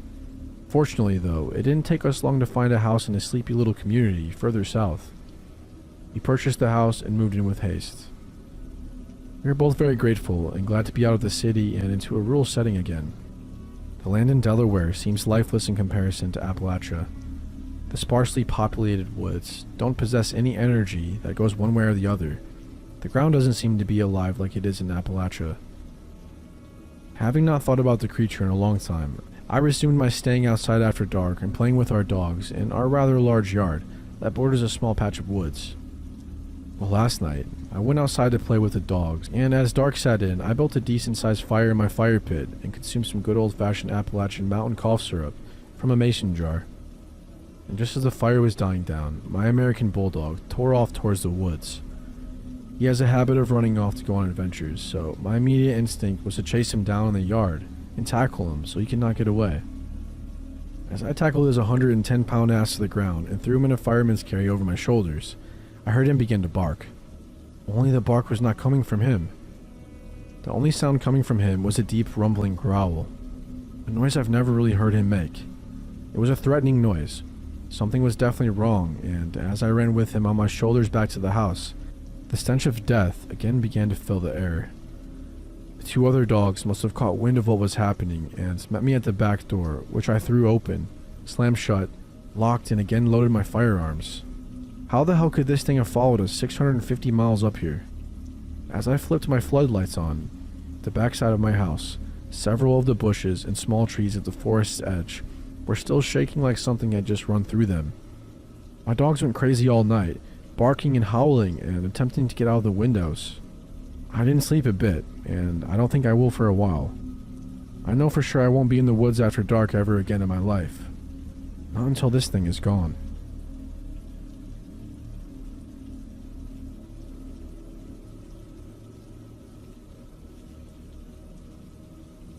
Originally, I'm from West Virginia. I moved around between the Appalachian and the Midwest some as a kid. Between the ages of 10 to 13, I lived in rural Kentucky in the foothills of one of the oldest mountain ranges on the planet. I lived with my dad and my grams. We lived in kind of like a cul-de-sac in between a set of foothills. We lived in the middle of the neighborhood with nothing but my family on both sides. No one lived across from us or behind us because of the foothills. When I moved in, my grandma had some rules I had to follow. At the time, I chalked them up to hillbilly stranger danger. They were saying like don't mess around with the wild animals, don't go out into the woods alone, and then they got a little weird. If you hear your name, don't answer it and don't go to it. And if you see someone in the woods you might know, no you didn't, just come home. This experience happened in August when I was 11. My dad and I had mowed a path through the tall grass and berry bushes to the left of the double wide we lived in. We camped out there a lot because it was close enough that we could check on my grandma. Now when you're in the woods, things are louder than you think. You have animal life, bugs chattering, wind through the trees and grass. There was a stream that ran along the road you could easily hear. That night we added the campfire to that list. My dad decided to go back up to the house about a quarter mile to get more beer and to check on Grandma. Before he left, he told me to not mess with the fire. After a few minutes of watching the fire, things started to get quiet, like real quiet. The wind had all but stopped, bug and animal sounds were all gone, and the stream sounded like it was miles away. I was getting uncomfortable, even though I've been left at the campground before like this. Then I started to smell and taste it. It was in the back of my throat out of nowhere. This awful metal tang. After a few more moments of dread, my dad came back. He was mad right away. Said he could smell burning metal coming up the trail. He accused me of tossing beer cans in the fire. I told him I didn't, and even pointed to the fire to prove it. He said there was a storm coming in and we needed to get back home, and he let it go. We left the tent and started our way back. Now the very cool but very weird thing about lightning in the woods this dense is when the lightning lights up everything like the middle of the day, well up into the front of the trees. After the first set of trees, it's pitch black. There are no street lights, and unless you have lights on your property, it's completely black. So it's pitch black, lightly raining, and other than dim lights from the house windows, there's nothing. I'm eating watermelon as one does in August in the mountains when the first clap of lightning hits. Everything is as bright as it can be. After the second passes, it's pitch black. Next clap of lightning comes, and that's when I kind of see it. On the porch, past the yard, over the stream, past the road, and the ditches on either side, just past the first line of trees. I could see the silhouette of it, and it goes dark. This is also when I can start to taste the same awful burning metal. I'm not really sure what I saw, so I kind of just stay still. It's a few moments before the lightning hits again. The figure is now closer, standing side by side to the trees. I'm standing now, not sure what to do. Not wanting to see it again or get any closer, I run inside. My grandma is doing dishes and ask why I'm inside. I tell her I think I saw something. She almost immediately gets my dad on his feet, telling him to shut and lock all the windows and doors. My dad, vaguely drunk, obeys. That night I sleep with her, and the next day we discover the tent doors torn off. It didn't look like an animal. Things weren't cut or shredded, but it looked like someone took and pulled it apart. My uncle, who lived a mile or so up, had all 8 chickens killed, heads gone but no blood. The next few weeks, all the kids had to wait for the bus with an adult. My dad had to be late for work for almost 3 weeks. Anytime I tried to talk about it, I just had the subject changed. I just figured I was a kid and it wasn't important or real, but it wasn't until years later I finally understood. I was in my early 20s and some cousins were in town for Halloween. As I was telling this story, my aunt got irate with me, saying, "Don't you tell them that. Don't you put that evil on them." After I couldn't help but think back on all the times I tried to talk about it and how I was shunned. My kid mind not realizing it wasn't as simple as a subject change, but then actively shushing me. Once I started dipping my toes in Reddit, I realized there was a name for this thing. The same name my auntie had called it that day at the party, and other people have seen it. The Goat Men. What bothers me the most is how to this day I couldn't describe any feature, nor have I ever tasted that awful burning metal taste. So friends, if you ever find yourself in the foothills of Kentucky, please remember my grandma's rules.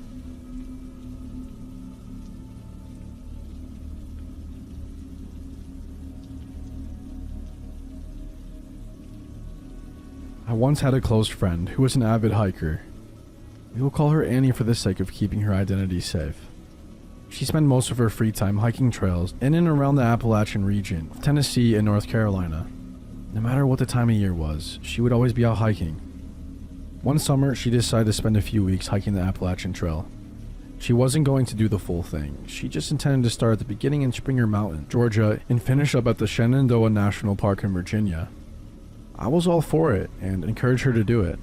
I even helped her prepare, and we even arranged for me to meet her where the trail crossed through the Newfound Gap area in the Great Smoky Mountains National Park. I was going to bring her new supplies and hike for a few days with her along the trail while she was in the park, close by to where I lived at the time. The time came for her to begin her journey, and I drove her to the trailhead, dropping her off and left behind a very excited and determined Annie. During the first few weeks of her journey, I received several postcards from her as she would stop in and pick up her pre-arranged packages containing re-ups of food and supplies. She would write as often as she could to assure me that she was safe and making good time. Eventually, July rolled around and it was getting close to when I was going to meet her. Before she left, we had sat down and figured out about when she would be reaching the backcountry shelter we were set to meet at. July 10th was the day we settled on. She was supposed to send me a postcard from the last re-up spot before when we were set to meet. And true to all of her previous cards, I received one detailing that she felt great, that she was on schedule to meet me at the Mount LeConte shelter on July 7th. I had received the card on July 2nd. We were going to stay at the lodge for the evening and have dinner and rest up before continuing the trail. Mount LeConte Lodge was one of the more popular destinations in the park, and you had to make the reservation months in advance in order to have a shelter for one night. It was important that we stayed true to our schedule, and Annie knew this very well. I gathered up all of the supplies we would need and had my then boyfriend drive me to the trailhead. He was going to hike with me to the shelter and leave once I had met up with Annie. We had a great time hiking there, enjoying the breathtaking views of the Smokies, while panting and sweating our way up the steep climbs. Eventually, we made it to the shelter, and I fully expected Annie to be there waiting for us. It was mid-afternoon, and we had been running an hour or two behind schedule. We went to the front desk to see if she had made it and checked in, only to find out that she had not arrived yet. We didn't think much of it because you can't be completely sure when someone is going to arrive with this kind of stuff, so we took our gear and settled in our bunker. We went up to the lodge and had some coffee and leisurely enjoyed our books and the views while waiting for Annie to arrive. Sunset came and she still hadn't shown up. This is when I began to get worried. My boyfriend and I walked over to the office and asked if anyone named Annie had tried to check in, and to our dismay, no one had. We went back to our shelter and my boyfriend tried to calm me down as my anxiety began to take over. She's probably running behind schedule. The trails in this area of the park reach the highest elevations of the entire Appalachian. She probably got worn out and fell behind track, he assured me. If she doesn't get here tonight, she'll probably make it by tomorrow. Don't worry. I tried to let his words soothe my worries as we lay down for rest, but I endured a long sleepless night. She didn't show up the next day. We waited at the office for hours, but she never came. Around 2 in the afternoon, we decided to hike down the trail towards the direction she was due to be coming from. We told the lady at the office to tell Annie we would be back if she arrived while we were gone. We made it back to the lodge around 5 p.m. and found out she had not been there. From this point, things got hectic. I won't go into much detail with it, but we had no choice but to leave the lodge and return home, leaving contact information with the people at the lodge to let us know if she ever arrived. Days passed and no sign of her arose. Anxiety and guilt and fear ate me alive in the days following. We had notified the police and mass search parties were sent out. Rangers, the police, and volunteers scoured the area between where she was last seen and where she was supposed to arrive. It wasn't until almost a week and a half later that they found her, bruised and starving, hiding in a ravine about 30 miles away from the Appalachian Trail, and the shelter she last stayed at. Just over a day later, I was finally allowed to see her at the hospital. She didn't tell the police anything about what happened. She hadn't even spoken at all. Matter of fact, it took her a few years to tell me what had fully happened to her, including the details that she wouldn't tell the police. The experience had made her quit hiking altogether. I'm not sure if she would like me sharing this with you guys, but I want people to be aware that this exists and is something you should look out for when hiking. The Smokies most likely aren't the only place where this can happen. I will tell you exactly as I remember, in her words, the best I can.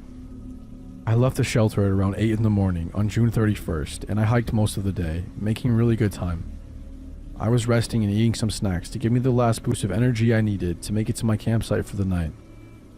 It was late in the afternoon, and that's when I first heard it. The sounds of men's voices came from a pretty good distance away, but I figured it was just some guys walking the trail, nothing out of the ordinary. I sat there for another 15 minutes, but nobody ever walked by. The voices would come in and out. It was weird. But at this point, I had been hiking alone for a few weeks, so I assumed I was just making up things in my head, because I was lacking regular human contact. I grabbed my things and continued on my way, reaching my campsite just as the sun disappeared and light was waning. I set up my tent and strung my belongings up on the wire cables to keep them from bears and animals if they decided to wander over. I was relaxing in my sleeping bag, reading a book when I heard it again. Voices. Louder now than before. I could faintly make out heavy Appalachian accents, though it was still difficult to make out their conversation. I waited for the sound of leaves crunching or twigs cracking to indicate hikers joining my sight, but the sound never came. I shut my eyes and willed myself to sleep. You're just hearing things, I told myself. The next morning greeted me with the soft sounds of birds chirping and a soft breeze humming through the trees and against my tent. I went outside and, to my dismay, found some wrappers of my freeze-dried blood scattered across the ground. They looked as if they had been torn into, and all the food was gone. It was only a couple of packs, so I still had a decent supply. I guess the squirrels had found a way into my backpack. The only strange part about it was that my backpack was zipped shut and didn't show any signs of any nibbling or scratches an animal would have left. I packed up my campsite uneasily, trying not to think about the coincidence of the voices I heard the night before. I walked faster this day, trying to keep a quicker pace with the hopes that I would leave the weird voices and strange happenings behind me. I had been hiking for a few hours, passing a very minimal amount of people. When I heard the voices again, they didn't go away this time. They always seemed to stay at a steady pace behind me, and no matter how many times I looked over my shoulder, I could never find anyone. I came upon my next campsite and made the split decision to hike through the night. If these people who had been following me were dangerous, I didn't want to set up camp and leave myself in a vulnerable position to be attacked. I walked slowly through the night, using my flashlight as a guide. The voices had stopped a couple of hours ago, and I was beginning to feel like I had lost them, whoever they were. I came to a small opening in the trail and decided I would rest for a few hours, because my feet felt like they were on fire from all the walking I had done. I hadn't even taken the tent from my backpack when I heard the voices, this time directly behind me. There she is. A deep voice rung through my ears, and I spun around, pointing my flashlight in the eyes of two men who were ragged, dirty, and unshaven. The look in their eyes was sinister, and I will never forget the way my skin crawled beneath their gaze. I screamed and took off running in the direction I had come from. I could hear their bare feet running along the trail behind me as I ran. When I was far enough away and over a hill, I cut off the trail and sprinted as fast as I could through the brush and trees. It was breaking dawn at this point, so I was able to maneuver easier than if it were still pitch black out. For the next 2 weeks, I hid in the woods, dodging their looming voices and hiding in bushes. They were never far off. Sometimes I would see them wandering around and talking about the things they wanted to do to me. They looked as if they hadn't bathed in months, and they both only wore torn-up cargo shorts. Their hair was long and their bodies were covered in mud. I knew I wouldn't have anyone looking for me for at least another week, because no one was expecting me until July 7th. I barely fended for myself, struggling to find water and to ration my food accordingly. I knew if they found me, they would do bad things to me. I felt it in their eyes. I felt it when I looked at their clenched fists and heard their raspy voices. Eventually, a park ranger and a group of volunteers found me. A few weeks after being home and out of the hospital, I did some research and found out there were people who would hide in the mountains to escape the law, living there in order to avoid jail for the crimes they had committed. There were people who had murdered and violated people in many ways, in ways that would have warranted life in jail or even death. They are called the Wild Men. After hearing her story, I haven't gone hiking much. They can't possibly be the only ones out there. If you go hiking deep in the mountains, be sure to watch your back, because the wild men are always lurking.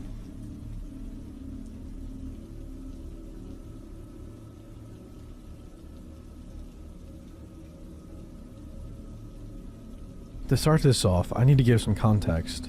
I'm 23 and I currently live in New York City, but I have grandparents who live middle of nowhere in West Virginia. When I say that, I mean the literal boonies. Their closest neighbors are over an hour away in a small town with a few houses and a Walmart. Last summer, my grandfather, who I'll just call Robert for privacy reasons, had surgery done to his hip.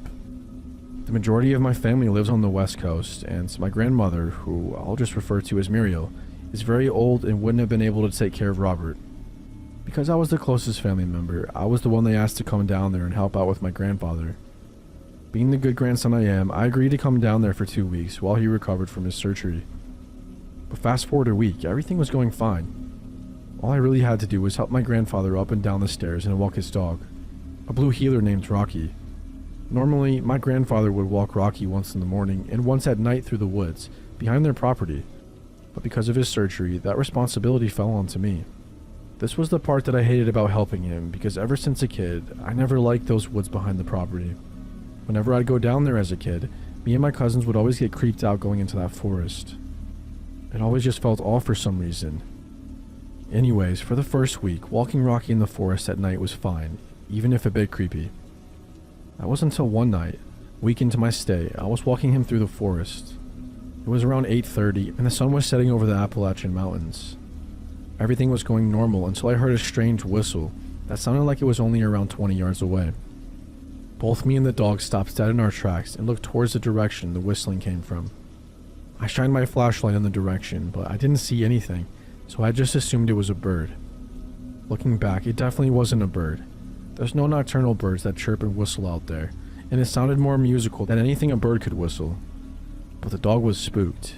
He wouldn't stop growling and staring at whatever was back there, and he kept trying to back up until whatever or whoever this thing was whistled again, to which the dog started barking and going crazy. At this point, I decided that I definitely didn't want to stay there, so I yanked on the dog's leash, and we both bolted out of the woods and went straight back home. When we got back, and I told my grandparents what happened, they both seemed spooked, and my grandmother immediately asked if I whistled back. I told her that I didn't, and she seemed relieved, but told me that I didn't hear anything and to just ignore it. I asked why, and she wouldn't tell me, and would instead tell me I didn't hear anything. I decided not to press it any further, and I went to bed, terrified and wondering what she seemed so freaked out about. The next morning, she told me that instead of walking Rocky through the woods, I could just take him on a few laps around the house, so that's what I started doing. Every night I would take Rocky for around 50 laps around the house before going back inside. On Friday, the third to the last day I would be there, at night I was walking the dog again for laps, as usual, until I heard that same creepy whistle behind the attached garage, which was only around 10 yards from the house. This time, I immediately took the dog back inside and locked the doors. The rest of the night, I put in my earbuds and I ignored any more whistling like my grandmother told me to. To this day, I still don't know what was whistling in those woods. Some of my friends said it was a skinwalker, but that's not really a thing around here. My girlfriend, who stayed back in New York City, asked her Muslim parents who are from Yemen, and they said whistling at night is a sign that a jinn is nearby. I don't know what that was, but whatever it was had my parents legitimately scared. I've heard of weird shit happening in Appalachia, but this is the first time I've ever had a first-hand experience with it. Does anyone have any idea what this could have been?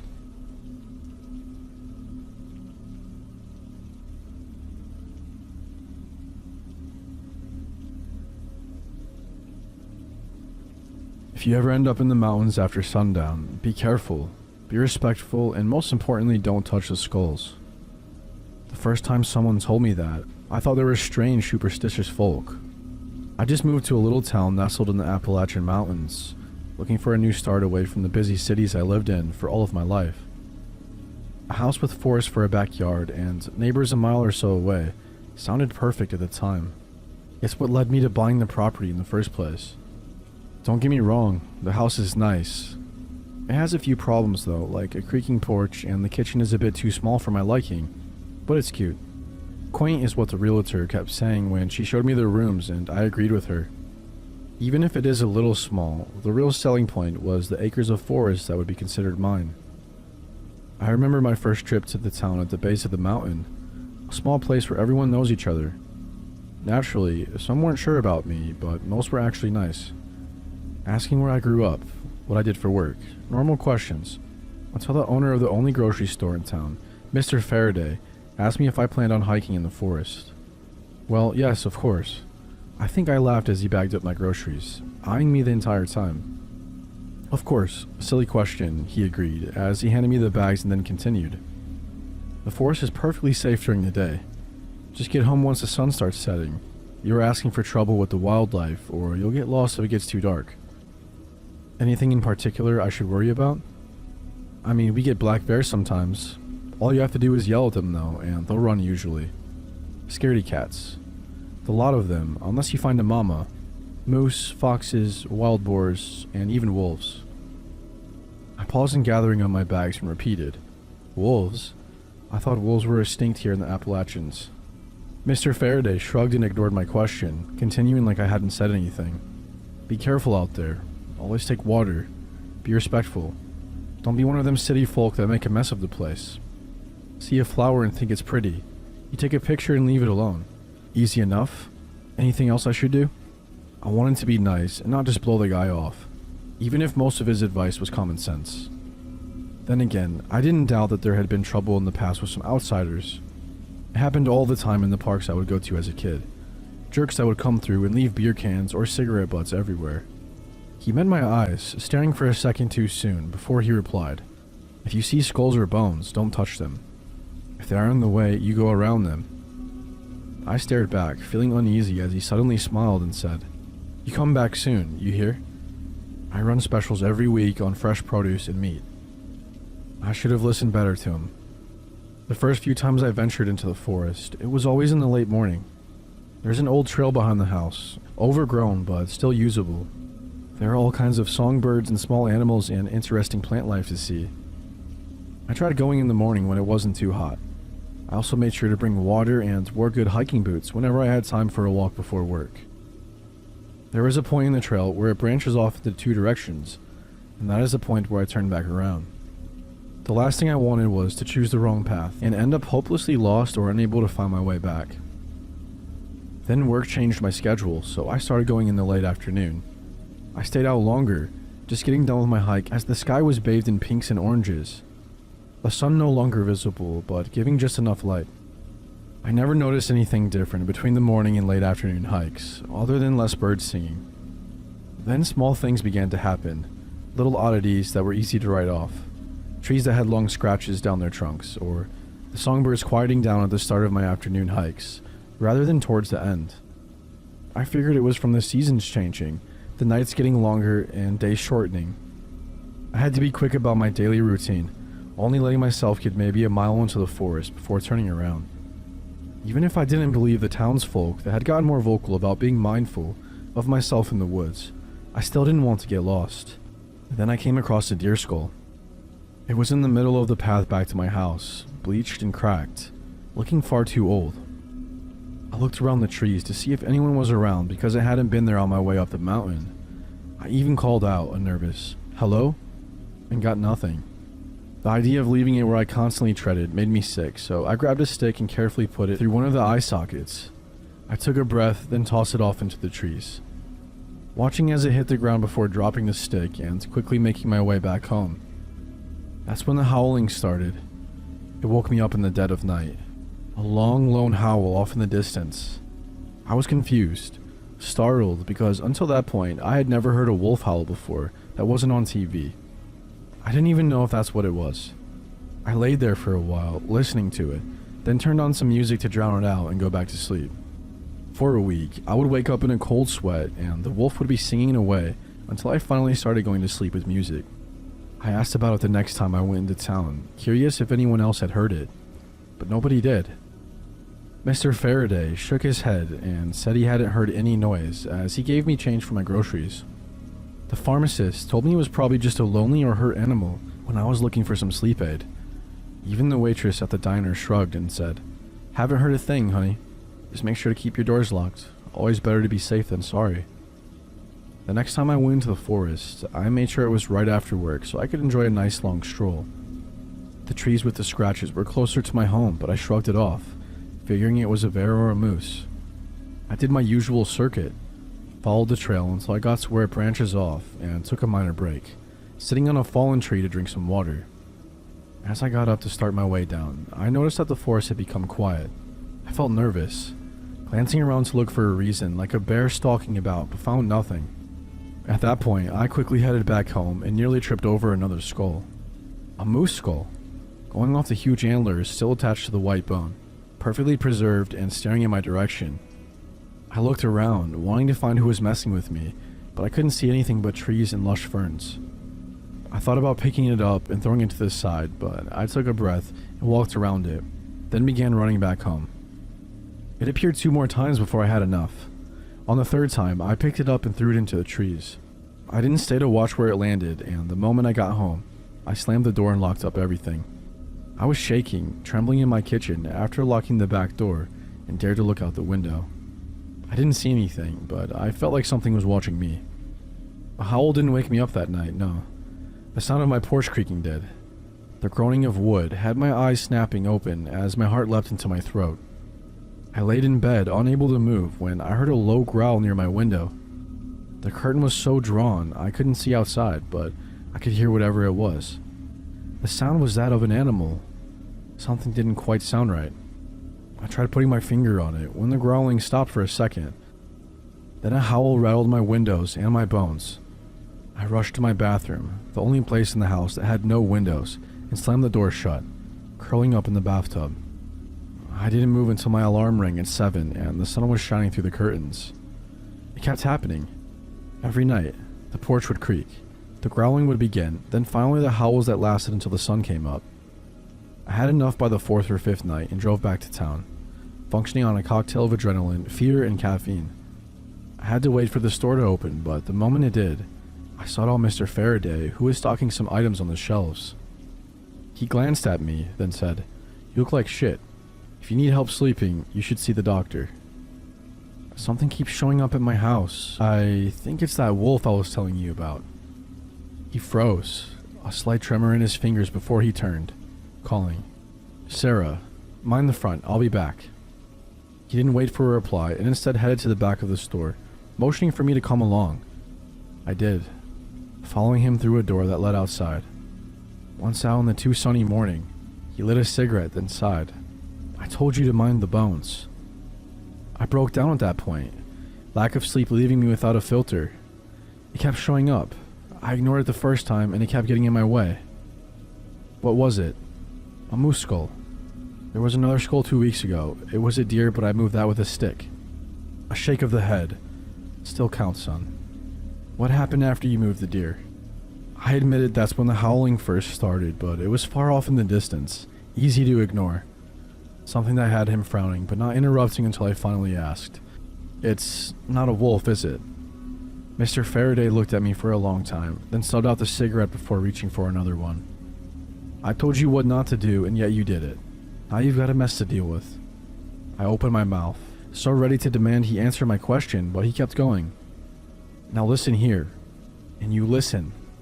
You're going to buy some meat, the reddest, bloodiest meat I have, then go home and put them in the fridge. When the sun is setting, you're going to go in that forest with the meat and put it on the path. The minute you do that, you turn tail and run home. You don't look back. No matter what sounds you hear or feelings you get, you run and lock up tight. And it'll just go away." "Just like that?" I asked, feeling a tiny bit hopeful. The next words dashed those hopes away. "Nothing is guaranteed, son. This is you trying to make amends. It doesn't mean you'll be forgiven." Anger boiled in me, and I snapped at him. "I didn't even do anything." He shook his head with a small frown and said, "You showed disrespect and acknowledged them. That's enough in a place like this." I opened my mouth, but he brushed past me and asked, "You gonna buy the meat or what?" I ended up doing so. I didn't know what else to do and figured why not just go along with it. I couldn't explain anything else, so why not try to make amends? I bought the bloodiest steaks I could find and drove back home in a daze. I set an alarm to ring just before sundown and crashed on my porch until then. It was surreal, walking out to the trail as the sun began its descent. I noticed that more and more trees had the strange scratches on them and shuddered at the idea of something, or many somethings, being so close to the house. I walked about 10 minutes up the path before laying out the steaks. It was disgusting, the blood collecting on the brown butcher paper, but I piled them up, then looked around. I couldn't see anything, just the usual trees, and decided to head back home. I took a handful of steps when I heard it. A low growling from behind me that had the hairs on the back of my neck standing up. Heavy thumping followed the growling, getting closer and closer, breaking me out of my stupor. I got my feet moving again and headed back to the house as the sound of teeth ripping into raw meat met my ears. Once I was at the end of the path, my home in sight, I dared to turn my head before I ran back to the house, scrambling up the porch and barely slamming the door shut in time. It had been right behind me, following like an obedient dog. Only it wasn't a dog, not even a wolf. I had to brace myself against the door as it slammed into the wood, growling and grunting. I managed to lock it just barely before rushing to the front door to make sure I locked it as well. It nearly beat me. I hit the door just as it started to open and pushed my entire body weight against it. It seemed like it was barely enough to keep it out as I flicked the lock. I stumbled back, shaking and panting, staring at the door as the growling began all over again. This time, I followed it to the back porch and peered through the window. It walked on 4 legs, fingers sprayed out with long claws for nails and covered in black fur in some places, pale human skin in others. As it walked, the back legs bent unnaturally and make a horrific snapping noise, the bones visible through the skin and twisting with every movement. The head is the most disturbing, a bloodied muzzle that stretches out too much for a wolf, eyes glowing red, and can open the mouth far too wide. The fangs are all black and red with blood, too long, too curved. When it closes its jaws, blood oozes out. I stared at it, and it stared at me before the lips peeled back into a sort of demented smile. The growling stopped, and instead a new sound started. A sharp, high-pitched laugh, human almost, filled the air. I shivered, ready to shut the curtains when I heard more laughter. I looked beyond it, and froze at the sight of more pairs of red eyes out in the forest. The heckling grew in volume, echoing, until it's all I heard. Even now I still hear it. I hid in the bathroom again, feeling like a child and praying that my doors and windows would hold. Once the sun came up and I mustered up enough courage to get to my car, I found dozens and dozens of skulls on my porch, all different shapes and sizes, some bleached white, others black with decay, and some even red, and others laying in pools of blood. One of them was human. I wanted to run to the car, bulldoze through the bones, but instead I forced myself to carefully step over each and every one of them. Once I got back into town, I sought out Mr. Faraday. He listened quietly to my count, looking disappointed and annoyed by the time I was done, and said, "I told you not to look. Now you really made a mess, not just for you, but for everyone." My blood ran cold, and I asked, "What do you mean?" "Everybody heard them last night, son, 'cause of your fuck-up." He closed his eyes, then lit a cigarette, even though we stood in the paper goods aisle. "What if I just leave? Just go back where I came from?" He shook his head and flicked the ashes onto the ground, uncaring of where they ended up. "Then what? What do I do?" "You're going to clean up your own mess. A hunting party is gathering at the diner at sundown. You better be there." I asked if he really thought they could be killed, if it was possible, and he waved his hand and said, "We've done it before. You're not the first person to not listen. You won't be the last, but you made the trouble. You better be ready to help get rid of it." I swallowed, hesitating, then dared to ask, "Do people not come back from this hunting?" "All the time. This time won't be any different. Sundown, son. Or we'll not just be hunting them, but you too." We are gathered at the diner, and I've been given a shotgun and a crash course on how to use it, shown how to load it, and told what not to do and what to watch out for. According to Mr. Faraday, who was around for the last purge, the wolves of the Appalachians is what they call them. He's sticking close to me. He says having a buddy nearby is important. It's safer this way. The wolves like to drag people into the forests or decapitate their victims. They collect the skulls. The bullets I have are supposed to be special, blessed by the priest and bathed in holy water or something like that. I've never hunted before. That's why I'm leaving this account in case I don't come back. Hunting accidents happen all the time. That's what the townsfolk will say if anyone comes asking about me, or anyone that doesn't come back. The sun hasn't set yet, giving us time to prepare, and the priest time to bless every bullet he can. But we can hear them already. The wolves are laughing again.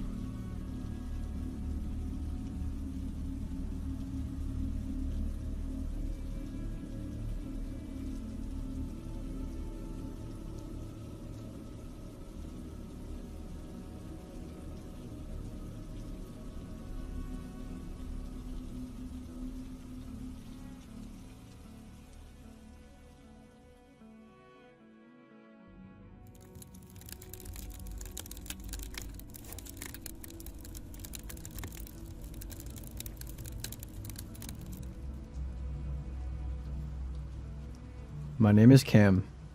Coming up to 4 months ago, I had one of the most terrifying encounters of my life. I can assure you that this event unfortunately is completely true. To give some context to my story, I live in a small country called New Zealand, in a pretty popular area called Papamoa. This all took place about 4 months ago during one of our high school breaks in September. My friends and I were planning on making big plans to travel across the country to make the most of our study leave, which was given to us before our final exams. However, none of us used this time for study, but rather to travel, drink, and get up to mischief. I was honestly really looking forward to it. But just as all the plans we made were being finalized, for me, they were put on hold after one conversation with my parents. My parents told me they were going out of town for a few days and that I would need a house sit and that I couldn't go anywhere until they returned. Obviously, I was pretty bummed out, but I'm not the kind of person to dwell on the negatives, so instead I try to find positives out of the new situations, like how we now had more time to plan, I guess. When the time came for my parents to leave, it was around 1 p.m. on a Friday. I said my goodbyes and off they went. From that point on, I was now home alone. Instantly, I jumped back into my bed and I turned on my TV to watch some YouTube. If I was going to be home alone for 3 nights, you best believe I was going to be as lazy as possible before my parents returned. The first night came and went pretty fast with zero dramas at all. The second night, however, is when my home alone experience really took a dark turn. I want to say it was about 7 p.m. I just started eating dinner while listening to music, much like the previous night. All of a sudden, during a pause between my music, I could have sworn I heard a footstep on the gravel outside. I immediately took my headphones off and just sat there in silence. To help picture my situation, I feel like a brief description is necessary. I was currently in the kitchen, which is located on the first floor. The kitchen is connected to the main lounge area and dining room. There is a small cupboard with a crawl space that is located in the living room near the kitchen. The stairs to the second floor are located in the hallway, which is immediately on the right as you leave the lounge room. My bedroom is located at the very end of the second floor hallway. From where I was in the kitchen, the footsteps sounded like it came from the pool area, which isn't fully complete, which is why I thought it was on gravel. The silence was deafening. I heard nothing for at least 3 minutes, so I thought I was just being paranoid. However, as soon as I reached for my headphones, I heard it again. It was that same noise as before, but this time it happened at least 6 times before going back to complete silence. Now I was 100% sure that I had not just heard 1, but 2 pairs of boots on the gravel. Immediately I went into survival mode and I quietly snuck over to turn off the kitchen and living room lights, which were the only 2 on in the entire house. I grabbed a kitchen knife and I made my way to the garage, which is on the opposite side of the property from where the pool was. The reason I went to the garage was to grab the compound bow I used for hunting. This decision may have saved my life. I was going to make my way up to the second floor when I started to hear loud bangs in the living room slide door, which thank God was locked. There was no way in hell I was going to open that door. I quietly made my way up the stairs to the second floor and then into my bedroom, all while I continued to hear bangs and footsteps around the property as whoever was out there tried to find an entrance. My bedroom had a small deck that I could access to gain a great overwatch view of the backyard. Quietly lifted the lock and gently slid the door open just enough for me to squeeze through. As soon as I stepped outside, I heard a deep voice say, "Hold here, I'm gonna check the other side." Now I knew there were at least 2 intruders. Rapid footsteps made their way to the other side of the property until I could no longer hear them. I waited a minute before I peered over the side of the deck, and there one of them was. A man completely covered in black clothing, standing at least 6'5", I would say, and he was cupping his hands on the living room window, trying to get a better look inside. This couldn't have been a prank by my mates, as none of them were that tall, nor did they have a voice that deep. Despite being only 18 years of age, I was very nervous about what to do next. As I was trying to come up with a plan, I heard the familiar deep voice call out, "Over here, I found something." My mind began racing, thinking could I have left anything unlocked. I snuck back into my bedroom and I closed and locked my bedroom door before returning to the deck. It was silent. The silence lasted a long time, like 20 minutes of pure silence with nothing but crickets and a light breeze. I began wondering where they had gone, but out of nowhere, an ear-piercing, heart-dropping sound of glass shattering filled my ears. Now I was practically in full-on hunter mode. My first thought was to call the police, as any normal person would do. So I reached for my pockets, and I felt around, and I let out a silent, "Aw shit," because stupidly, I had left my phone on the kitchen counter after I heard the original footsteps. So that plan was unfortunately gone. The next plan was to run to the neighbors. However, it was a 5-minute run to my nearest neighbor's house, and I was on my deck on the second floor with the intruders, clearly now in the house, blocking my only exit. All I could really do was wait. For what exactly, I didn't know. I crouched in my room and just listened as I heard heavy footsteps marching around the first floor of the house. Drawers and cupboards opened and slammed shut all throughout the house. My heart sank as I heard the very familiar sound of someone walking up the stairs. It was at this moment that I pinched myself to make sure this wasn't a dream.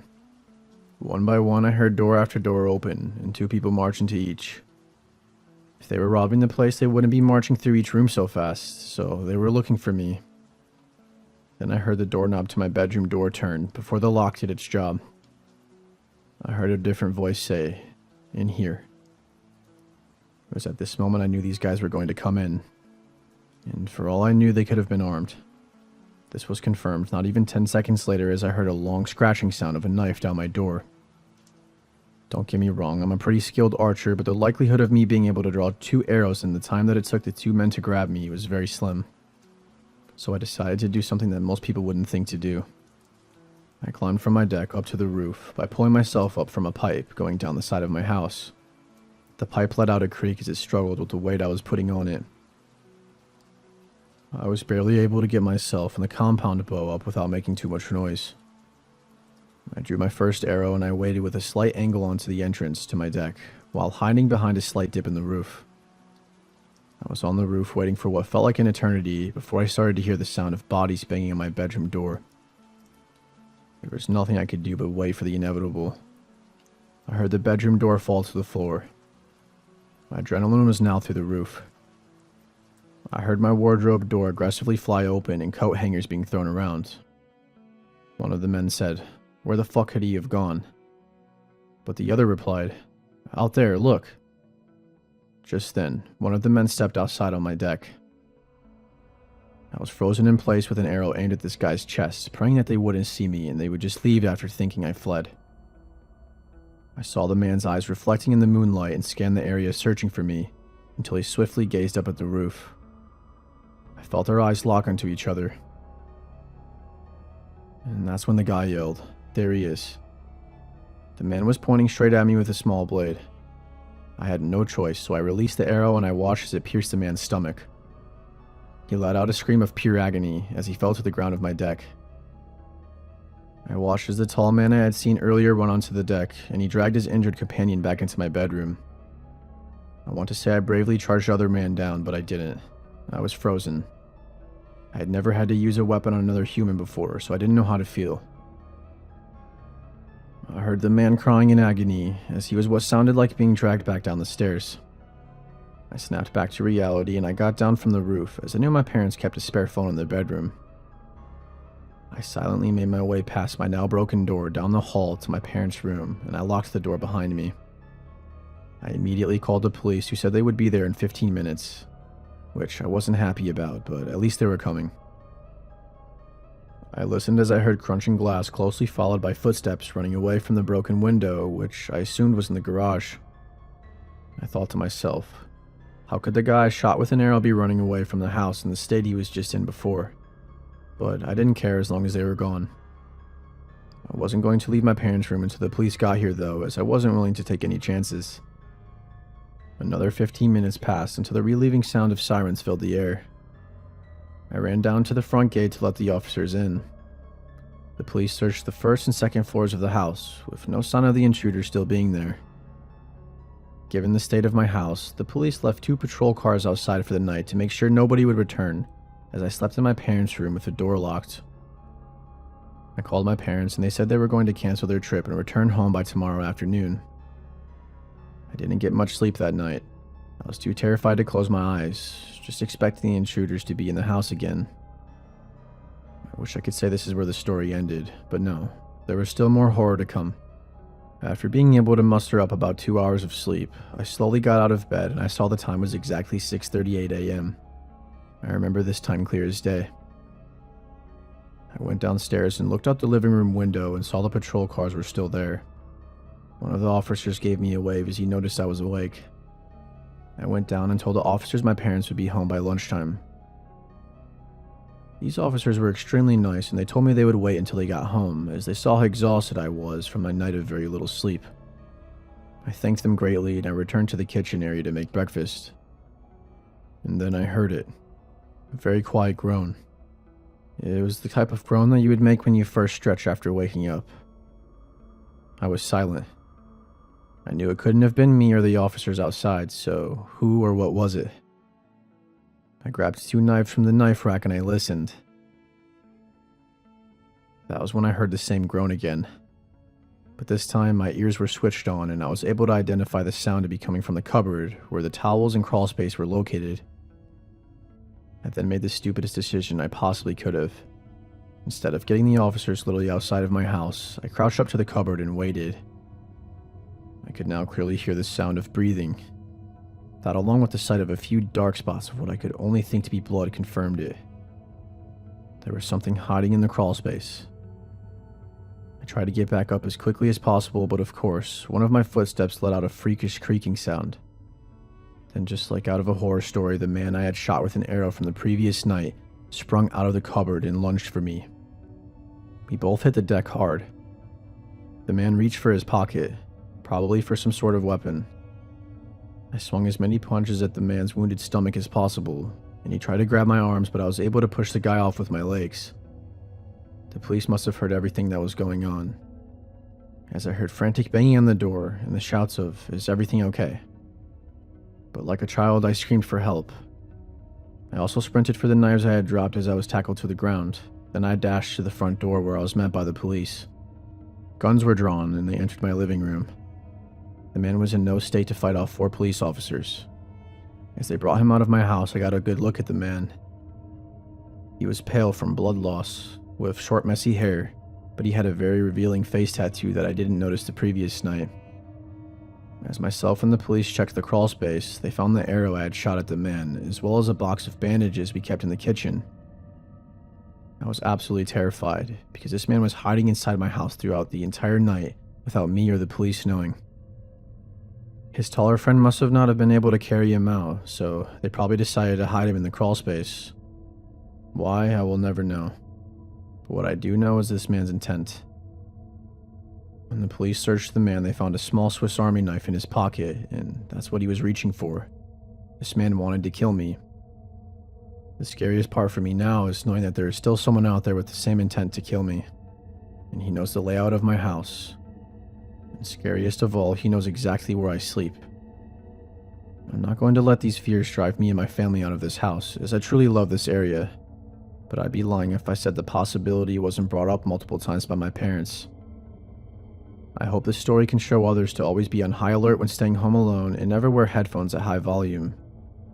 If it wasn't for the small pause in my music, I would have never seen them coming.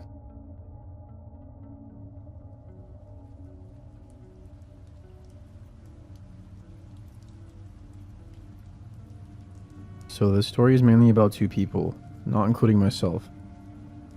One of them is my friend's mom, who was 16 at the time, and the other being my friend's mom's friend, who was similar in age. It was rumored around school that her friend was a prostitute. I don't know how the rumor started, and I'm not actually sure it was even true, but every time anyone brought it up, he would get super angry and deny it.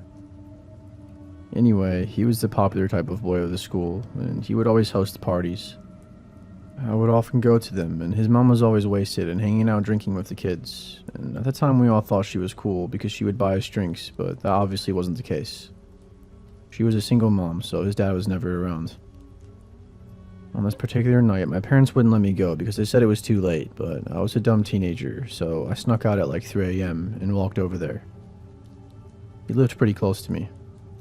When I got there weren't many people left, as it was already so late, but my best friend at the time was still there, and she was waiting for me, and we were going to come back to my place together. His mom had 3 friends over, all in their 50s or so, and all men. Pretty soon after getting there, though, there were only like 4 of us left.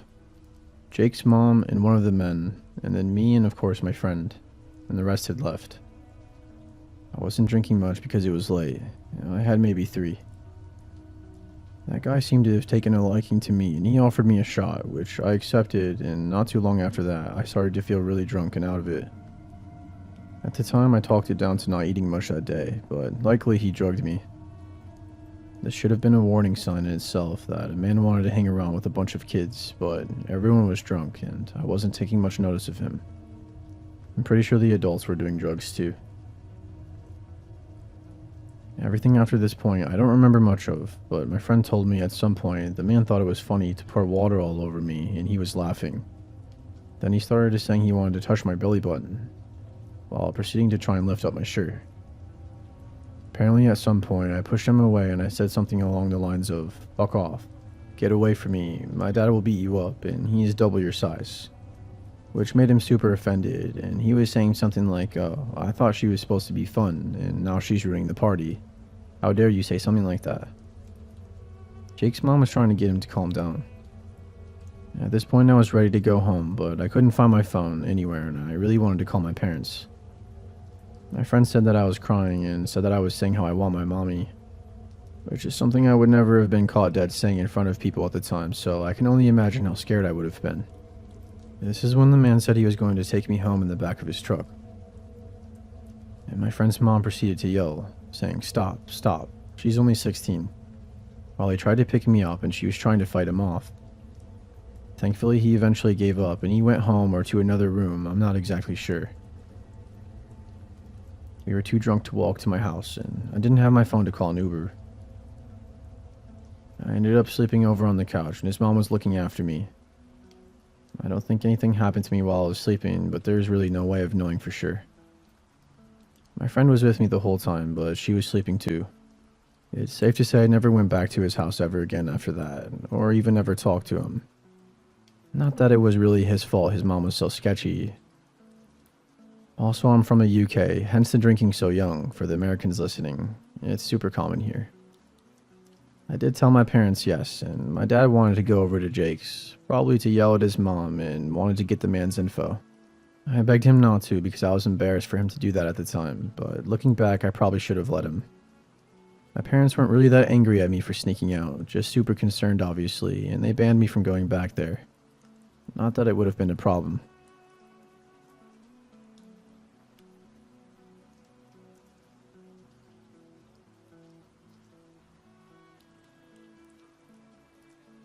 I've experienced some really weird things at Amazon while I've worked here for almost 3 years now.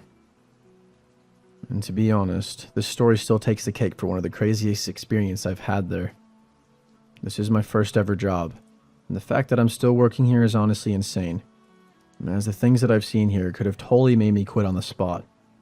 Though the only reason why I still have this damn job is because it's an easy job, and I make good money for an 8-hour shift at this place. I both like it but absolutely hate it as well. But mostly hate. I don't know. But that's not really important to the story, so I'll get started. My name is Skylar. I'm a 22-year-old male, and this story happened around a year ago. I work in an Amazon warehouse that is about the size of roughly 2 football fields. To give some background about this place, working at Amazon, some people immediately think that I work as a driver who delivers packages to people's homes, or working the morning shift where I have to set up the packages for said drivers to take later. But no, actually I work a completely different job that not many people have heard of. I am known as an RTS associate. RTS standing for Return to Sender. Basically, RTS takes care of the packages that didn't get delivered because of a dumb reason, like the store was closed or the customer didn't open their gates to let the driver in, just small stuff like that. As an associate though, I do something a little bit different. I'm basically like a knocked down version of a janitor too, as we have to help prepare for the morning shift. We have to take tote bags that are specifically made for our warehouse and place them on these shelves, which you can stuff the packages into, and then they get taken on these gray silver carts, which we can drag around. It sounds pretty easy, but when you have to put 1,500 bags into place by hand, so it can get very tedious day after day if you've worked there for 3 years like me and you want to start doing something else.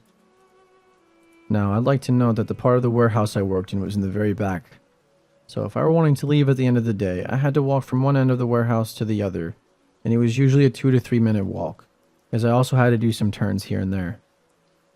I could just walk out the doors that the trucks used to make it a faster walk, but we really weren't allowed to do that. Now that you know more about the warehouse I work in, let me explain everything that went down that night. I remember it being a Monday night. It was technically my Friday, so after tonight it was the sweet freedom of staying up late and hanging out with some friends of mine. I was working with my coworker Steven, who we'll just call Steve. My manager and his personal assistants, or PAs as he likes to call them. It was a busy night that night, so we were on our feet at all times, making sure the place was cleaned up and taken care of. I happened to be taking a cart that was filled to the brim of tote bags, and I was setting it up in between the aisles where we set the other carts up, when I heard the huge door open. It was just another driver like usual doing his drop-off. I was walking back over to the launch pad talking to Steve when I heard the door starting to close. But almost immediately after being shot open, we both looked over and saw this woman at the machine that lets you keep the automatic door open until you push the button again to close it. I yelled out over to her, asking if she could close the door as we weren't really supposed to keep them open. But she yelled back, saying that she had to leave and didn't want to use the emergency exit. Note that one of the emergency exit doors has a broken alarm, so we just use it as a regular door sometimes so you can go in and out easier. I'd use it to walk to my car sometimes, but it's on the wrong side of the building, so I just take the normal route usually. Anyways, the lady left the door open and walked out. I was gonna go close it, but Steve stopped me. "It's fine, man, just leave it alone," he said. "We'll have to close the doors later anyways, and then might as well just leave them open." "Yeah, I know, but..." "Yeah, I know your OCD is kicking in. It's fine, man," he said. He laughed it off while he walked away, and I ended up just listening to Steve, and I walked away with him, continuing our conversation of whatever anime it was that we were watching at the time. But for some reason, I just didn't feel right about leaving it open. Even my gut feeling wide open was just having me on edge. So as some time passed later, I want to say maybe half an hour. It was only an hour away until my shift ended at 9 p.m. I was in the middle of the launch pad, leaning on one of the carts checking my phone. I was changing one of my songs when I noticed out of the corner of my eye, someone walking in the middle of the second launch pad. I thought it was one of the drivers coming inside to check in with his DSP, which was basically their manager. But when I did a double take, I noticed this person wasn't wearing a driver's vest like they should have been. After taking a better look at him, it didn't look like anyone I recognized at all that was supposed to be in the building. I've been working at this warehouse for 2 years now, and I knew the faces around here pretty well. I even would have known about any new driver's face because I would have had to see them come into the building hours beforehand, helping them learn about how to talk to their DSP. And that also meant that they would have to check in with us personally. So whoever this guy was, I hadn't had a clue. I kind of regretted what I did next, but not having any security in this building, no one was stopping this random civilian from walking inside. The bad thing about having these doors open is that they're basically open to the public. Anyone could have just walked in, but they're not supposed to. So even though I didn't have to approach this guy, I did anyways because I was going to tell him to leave. I ended up walking towards the man and I started to notice more things about him, like he looked really young.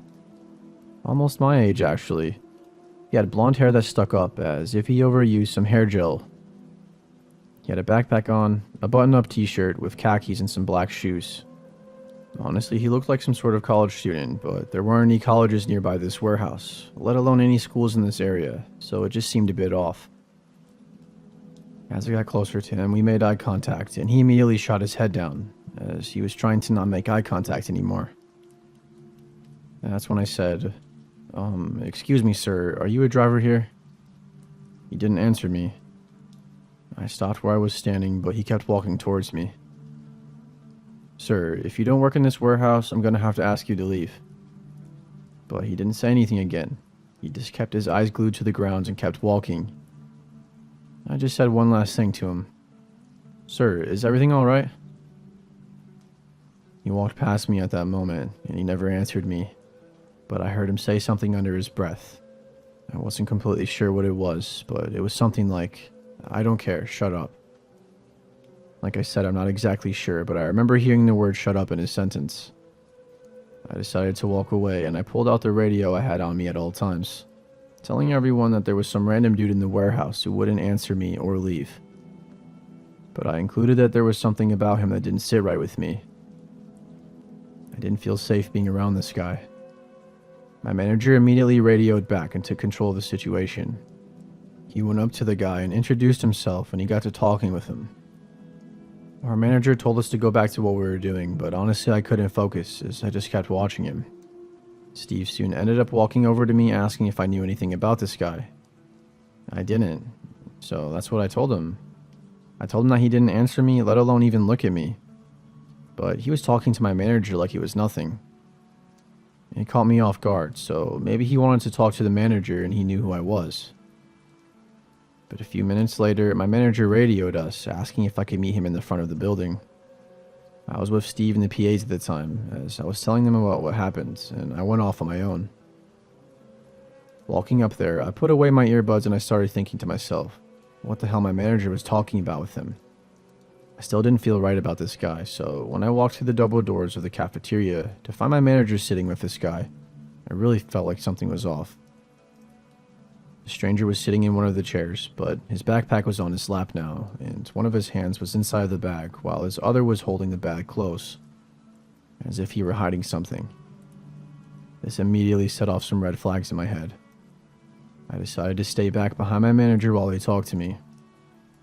My manager told me to sit with him for a few minutes while he takes a phone call, as he just wanted to make sure that he didn't go anywhere. But I really didn't want to. I did not want to be there with him. And it definitely was not part of my job to babysit. Yet, here I was, sitting a few chairs away from this guy, who kept a cold hard stare at me, while my manager started walking off with his phone in his hand. I didn't know at the time, but he was calling the police. It felt like a sacrifice having to sit there. Just a few feet away from him, it didn't make me any more comfortable. It was my Friday, and I just wanted to go home at this point. But while I was thinking about that, I heard him start to say something. It was really quiet at first, but he spoke up when I didn't answer him, apparently. I know you're just here to distract me, Kevin. I'm sorry, what? I said. My name was not Kevin, and I don't know where he came up with this, that my name was Kevin, but it caught me so off guard. Our badges are kept in these clear front pockets on our vests, so he could see my name if he just looked. But I decided to cover with my hand just for my own safety. That's when he said, "It's not going to work. I know this place doesn't have security. I could clearly see it when I was with Sam," which was my manager. "No, we do have security. He's just on break right now smoking outside," I said. But that was a complete lie. We really didn't have security here, but I didn't want him to feel like he could just do anything. But everything that came out of this guy's mouth was just worse than the last. "Listen, Kevin, I don't have much time to be here right now, so listen closely." "My name is not Kevin, sir. Why do you keep saying that?" Yeah, whatever you say, Kevin." He just continued to call me Kevin, which was just very off-putting. What was he trying to get out of me by saying a name? Is he trying to scare me or something? I had no idea. "I'll be back again," he said. "I'll get my chance next time. You'll see. I'll remember you, Kevin." It felt like I was in a freaking horror movie at this point. And like he was some villain, and I was not in the mood to listen to the rest of his evil little plot. I immediately stood up and I walked out of the room, wanting to get the hell away from this guy. I went through the double doors, and I could see my manager, so I started to walk towards him as he was walking towards me at the same time. I told him I wasn't going to sit in that room any longer with this freak-ass guy, as he was scaring me and I wanted to go home early. He could tell I was scared by the way my voice sounded, I think. I honestly was a little shaky after hearing something like that. I mean, who wouldn't be after hearing, "I'll get my chance next time"? Like, what the hell does that even mean? He understood how I felt and he let me go early, but not before I told him what the guy had said to me. My manager had an even more worried look on his face after that. He walked back inside while I walked over to the back of the warehouse to grab my backpack. I was walking over to everyone when Steve asked me what happened. I explained to him and the PAs what happened and what that guy had told me, and all three of them said the same thing. What the fuck? Yeah, I would like to know what the hell he meant by all that too, but I told him I was leaving early. It bothered me because I had to walk all the way back to the front and clock out on the machine. As I walked back up, I could see bright flashing lights outside, blue and red to be specific. Seems like the police were here. I suspected that was who my manager was calling when he was gone earlier. But all I could think about was just leaving for the night. I clocked out, walked out one of the side doors that led to the outside, and walked towards my car. I could see the police cars in the front of the building along with my manager, a policeman, and the guy. I could see that he was in cuffs, and that something serious was happening right now, but I didn't want any part of it. I just wanted to go home and relax. It would have been nice if it just ended there, but there's a bit more. After I drove home and I felt a lot safer in the comfort of my own room, I was laying in my bed on my phone, not really doing much, but mostly scrolling through Twitter. After finally calming down a bit and feeling better, I decided to text my manager since I had his number and I asked him what happened to the guy. My manager took a few minutes to reply as he was probably busy, but honestly it was for the better that I didn't get his message that night, because by the morning I woke up to a few missed texts from him. Now my texts were overlapping with each other on my phone, so I knew there were multiple. It was what I didn't see at first. After opening the texts, I was reading through them, and I felt my heart sink, and I could feel a shiver go up my spine. My manager explained that at first, when the stranger entered, he exclaimed that he was looking for a job. So my manager was showing him around and letting him look at the place, which sounds really bad after what that man told me last night. But after letting him sit in the cafeteria, that was when he decided to call the police. That was why he wanted me to sit in the room with him, so he could make sure that this guy wasn't going to leave and get away. After getting off the phone, he walked back over, and that's when I was asking to leave after not feeling alright. My manager, just like me, also just felt off about this guy. He didn't trust the dude as there was something off about him. He really couldn't put his finger on it, but he mentioned that the way he spoke and the way he behaved just wasn't sitting right. So that's why he called the police. After he walked outside with him, my manager talked with the police and the policeman took his bag from him. He was a little resilient at first, but once they took the bag, they found something horrifying. It had a hunter's knife in it that was used for killing animals. The whole time this random ass guy was just carrying a knife in his backpack and was probably even holding it in his hand in the cafeteria at the time that he was talking to me.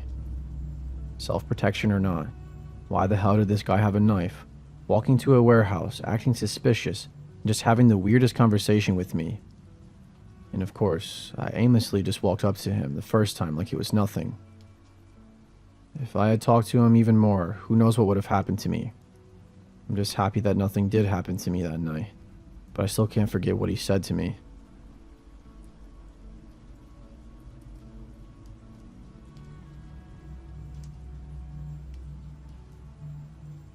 This took place in the month of February of 1988, when I was just 8 years old. I am now approaching my mid-40s, and I still have massive anxiety when I think back to that night. For context, I am a male and I have always been the shortest person in my class with a smaller body frame. I was living with my mom, my stepdad, and older sister. Because my parents were extremely poor, we found ourselves moving around quite a bit. At the time this story took place, we were renting a rundown duplex in Utah. I'm fairly confident this took place on a Wednesday evening, as that was the weekday my family would gather around the television, and we all watched America's Most Wanted. After the TV show had ended around 9 p.m., we said goodnight and we headed off to our own bedrooms. It was a school night, so I often went to bed around 9. Our duplex had 3 bedrooms, 2 on the main floor and 1 in the basement. My room was on the main floor down the hall from the living room, while my mom and stepdad's bedroom was adjacent to mine at the end of the hallway. My older sister had her room in the basement. At that age, I was fearful of the dark, so I often slept with the light on. We also had a false sense of security living in a small Utah town, so we never locked our front door. However, my mom and her husband always had a lock on their bedroom door, and they made sure to lock it every night so we kids wouldn't come in unexpectedly. I remember drifting off to sleep shortly after laying down. It must have been around 1 a.m. when I was abruptly awakened from a peculiar noise in my room. As I sat up in my bed responding to the noise, I was horrified to see that 2 grown men, sporting biker beards, easily towering 6 feet tall, standing in my bedroom door. Again, I was able to see every detail of these creepy men because my light had been left on.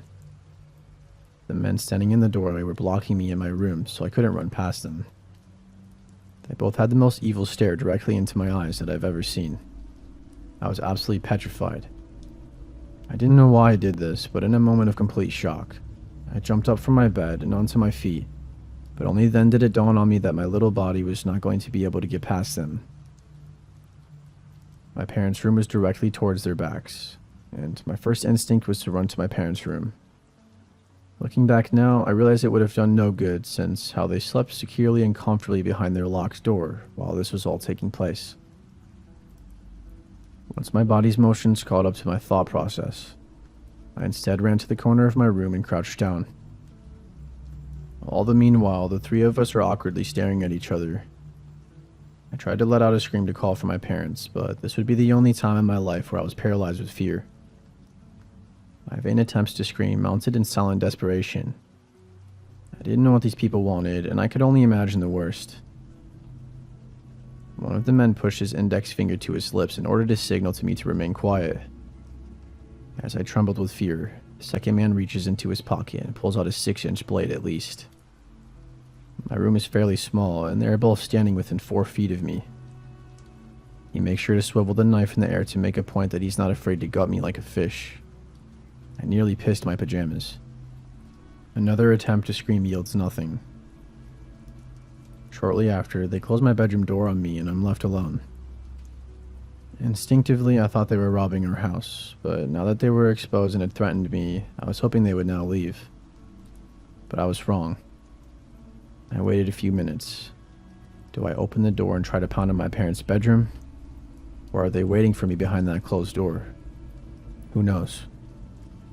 But after a few minutes, I gathered what little courage I could and I decided to crawl back in my bed. And I placed the sheet over my entire body and I waited it out. Were they planning on killing my family? I asked myself. Did they leave yet? What do they want? My anxiety grew as the thoughts continued to race through my mind. As I laid there intently listening for any sounds, I could hear them moving about the house and opening and closing various kitchen drawers. The walls were paper thin in that cheap duplex, so every move was easily heard. Next, I heard them make their way down the stairs to the basement, where my sister is sleeping. As I am listening to every frightening sound, I hoped with all my might that my stepdad would wake up. He was a fairly large man, and these creeps weren't exactly super quiet. This goes on for nearly an hour. I'm lying petrified in bed, listening to their every move. To my horror, my entire family is sleeping through the entire ordeal. After some time, I hear the front door shut and the early winter sun is rising. My stepdad worked in a factory and usually woke up at 5 a.m. I couldn't wait to hear my parents unlock their bedroom door. As soon as I heard their alarm, I left my room. I was hysterical while trying to explain what just happened. Next, my sister woke up and I desperately wanted her to tell me about her night by herself in the basement. My parents tried their best to calm me down, and tears were running down my face. I had been traumatized. To my disbelief, my parents chalked it up to having a bad dream. In fact, I was told this was not possible because if anything like that would ever happen, surely that they'd wake up.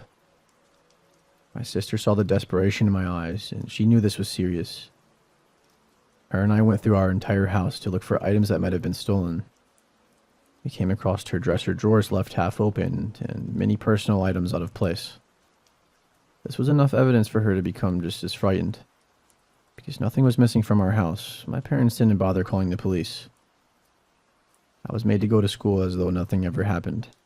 Fast forward a couple weeks, we were watching TV, and an update comes on about a criminal being captured that was featured in Most Wanted. My heart sank when I recognized the mugshot on TV as one of the men in my room. Of course, disclosing this to my parents only made them believe me less. To this day, I still hold some resentment towards my parents. While they slept peacefully behind a locked bedroom door, I was being tortured. Needless to say, I never slept without locking my door.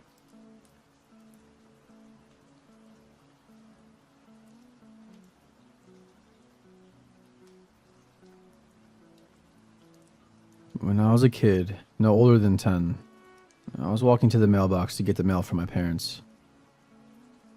I was fully dressed in my baseball uniform, ready to go to practice. A car pulled over and an elderly woman urged me to get into her car, like immediately. I knew something was off. "Come on, we're going to be late," she insisted. She went on to say things like my bat and glove were in the trunk, telling me that my dad had given it to them. She said my dad couldn't take me anymore, so he asked him to take me and that they lived nearby.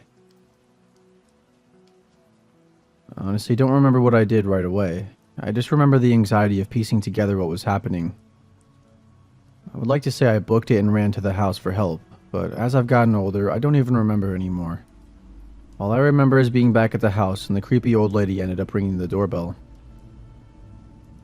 When my dad answered the door, he was obviously confused, and she told him that they were testing me to see if I'd jump in the car. The most unsettling thing to me is I don't remember if I actually got into their car. I'm not particularly old, but the experience pumped so much adrenaline in me that I don't remember it well.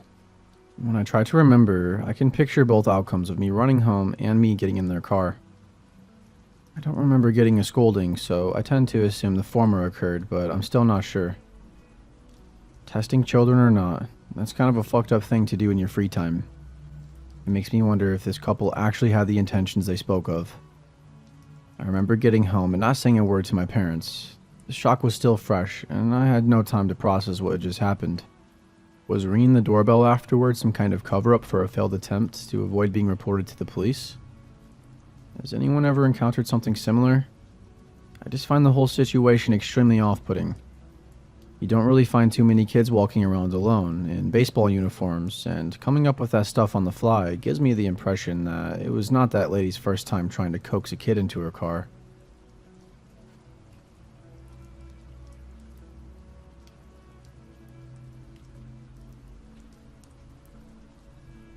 This happened when I was 17. I was still in my senior year of high school. Now, this is probably not as creepy as some of the stories on here, but I just wanted to share my experience. My boyfriend at the time texted me saying he had been hanging out at his friend's house, who lives pretty close to me. He asked if I wanted to hang out with him for a little bit, so I agreed. He picked me up around 8 p.m. and we drove a couple miles away from my house to a mobile home park. He parked in front of a pretty large-sized mobile home. I felt a little uneasy because this mobile home park wasn't in the safest neighborhood. The place itself looked a little run down, just like the rest of the homes here. We entered through the right side door up the small stairs in the carport. Directly in front of you when you first walk in, there's a kitchen and a dining room. If you look towards the left, there's the living room that's located in front of the home. If you look towards the right, there were doors to the bedrooms and bathroom. This was probably the biggest mobile home I've been in. It was a little messy, and there were a sink full of dishes, kitchen table piled up with junk, and beer bottles everywhere. The living room had a coffee table full of weed, pipes, bongs, and pill bottles. Just a bit of a backstory. My boyfriend at the time had a bit of a drug problem that later on became worse. Before you judge me, I wasn't aware of the severity at the time. I thought he occasionally partied and had experimented, which is sadly really common in the small town I grew up in. Little did I know, he was doing a lot more than I knew of behind my back. So this problem he had led to me meeting a lot of his friends who were also in the same, let's say, things as him. I was introduced to his friend who was sitting on the living room couch. I don't even remember his name, but I'm going to call him Jake. Jake seemed alright, like he was pretty friendly. He was also about our age. I quickly learned he lived with his aunt and uncle, who I was also introduced to. His aunt wasn't very social at all, and she was in the kitchen, and at some point she left to go to one of the bedrooms and she closed the door. There was something strange about Jake's uncle. Something seemed off to me, but he was really friendly to me, so I brushed it off. He was probably in his mid-50s, thin, kind of tall, maybe like 5'10"-ish, and he had blondish gray hair that was receding. Jake's uncle started packing a bowl for everyone. I'm not sure if this is allowed to say here, but he sprinkled a little white substance on top. I sat down on the couch while they all passed the piece around. I obviously declined. Weed was still illegal at this time, and I've never been a social smoker. I remember his uncle asking why I'm not smoking, and I just told him I didn't want to.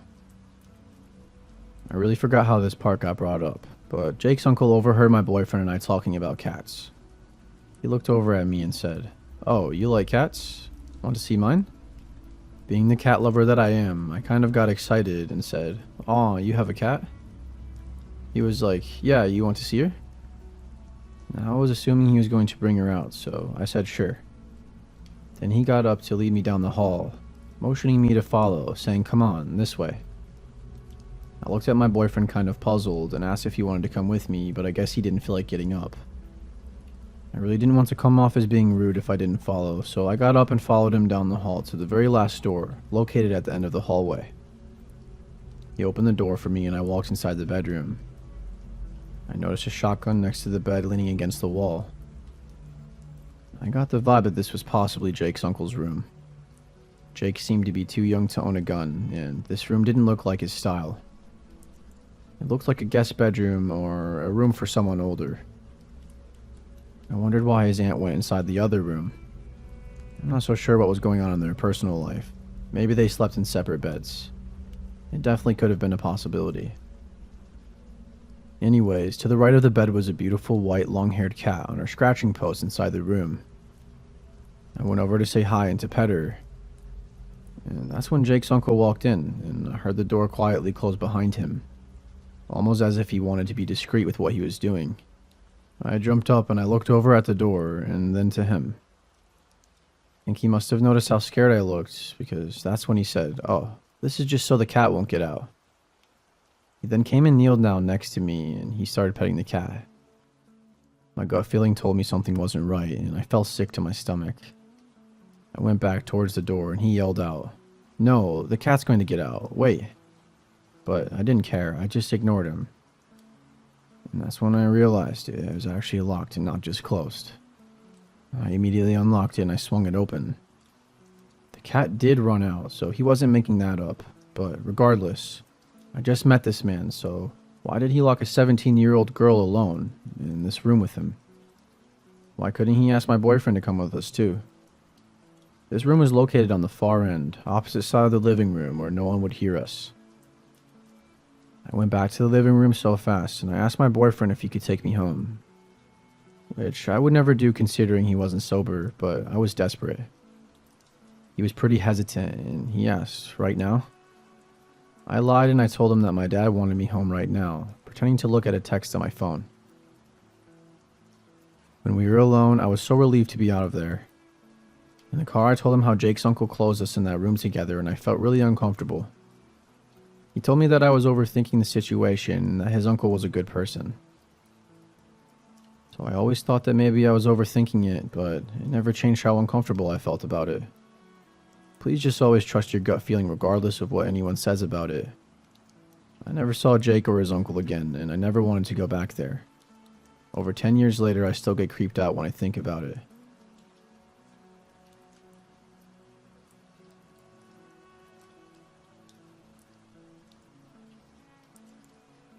This took place in 2019. One night coming home from a friend's party, it was me, my girlfriend, my brother, his girlfriend, and her friend. We had an extra seat and she was staying with us. We were making our way home and we decided to take a road that would cut our travel time down. Everything was cool until my brother wanted to stop at the gas station to get gas and get food. We arrived at the gas station and he decided to go in and get some food and I'd stay with the girls. Everything was going normal until this big black 18-wheeler semi-truck pulled into the station. Thought nothing of it, and I wasn't paying much attention to him until he got out of the truck and stared at us. When I say staring, I mean staring, like he was looking into our souls. Now I was worried and my brother was still in the store. We couldn't see his face as he had a hoodie covering his entire face. I was very skeptical and so were the girls. He was being very suspicious, like going behind the trailer and peeking his head around, and even walked in the other side of our car and just stood there. We locked the doors and I immediately called my brother, who held the door for him. The two bumped into one another. My brother had food and he got into the car. We immediately sped off heading towards the highway. There was this long stretch of road before getting back on the main highway. We were talking about the truck and how weird he was acting. And a little time goes by, and that same truck had followed us, but he passed us at like a fast speed, nearly taking us off the road. Couldn't make anything out or see the license plate because it was a white trailer with no company labels and it was really dark. Long story short, we got back to our house and we parked our car in the garage. Now that we were all settling down and all chilling in the living room, we saw bright lights outside of our house. And sure as shit, it was that same truck just passing through. It was scary because trucks never pass on our road. We were pretty scared that he had followed us. We turned the lights off and we waited for the whole night to see if he'd return, but he never returned and we never saw him again.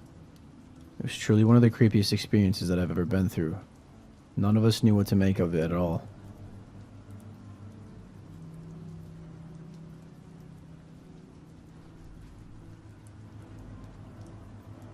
I'm a 23-year-old woman, and it takes me about 4.5 hours to drive home when visiting my family. When I have 2 hours left, my gas tank is around half full, so I like to stop to get gas at the rest stop. This time I really had to use the restroom, and so I just wanted to quickly pull into the first pump that I saw available, pump gas, go to the restroom, and be on my way.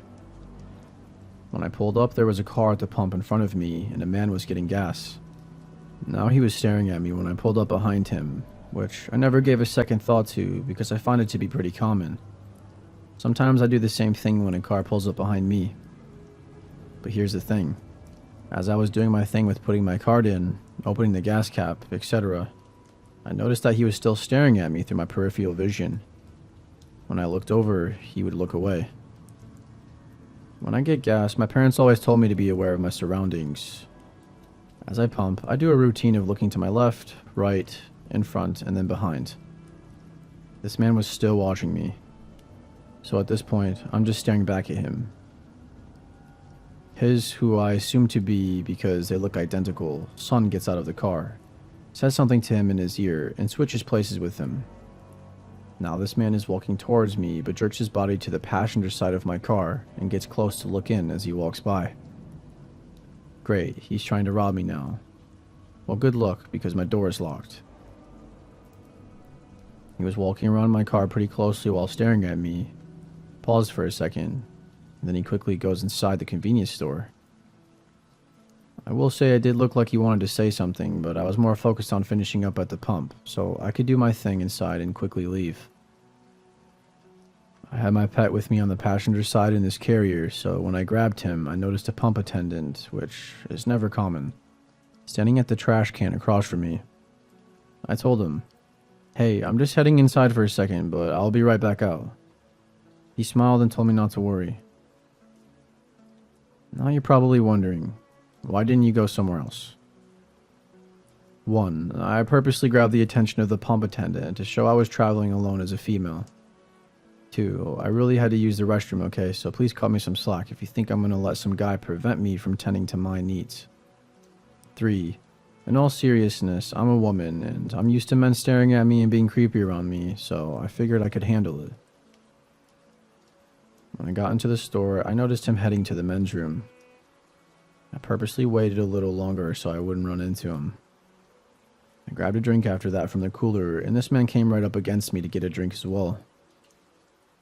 I quickly turned and walked away. I thought he was gone, but I realized he was waiting for me. I dodged him a few more times inside, and he finally left.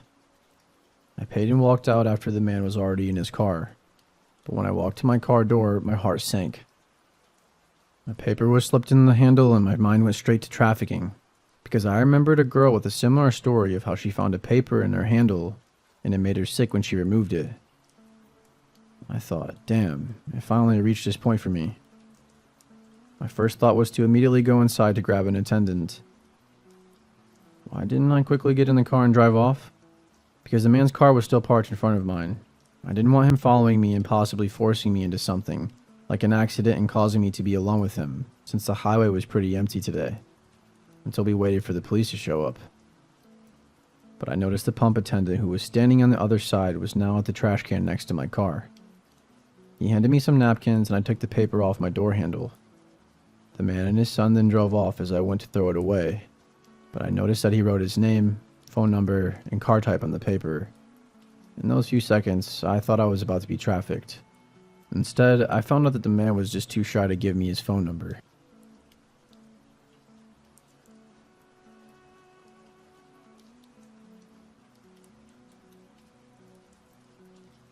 Many years ago, I used to work the night shift at a hotel in Myrtle Beach, South Carolina.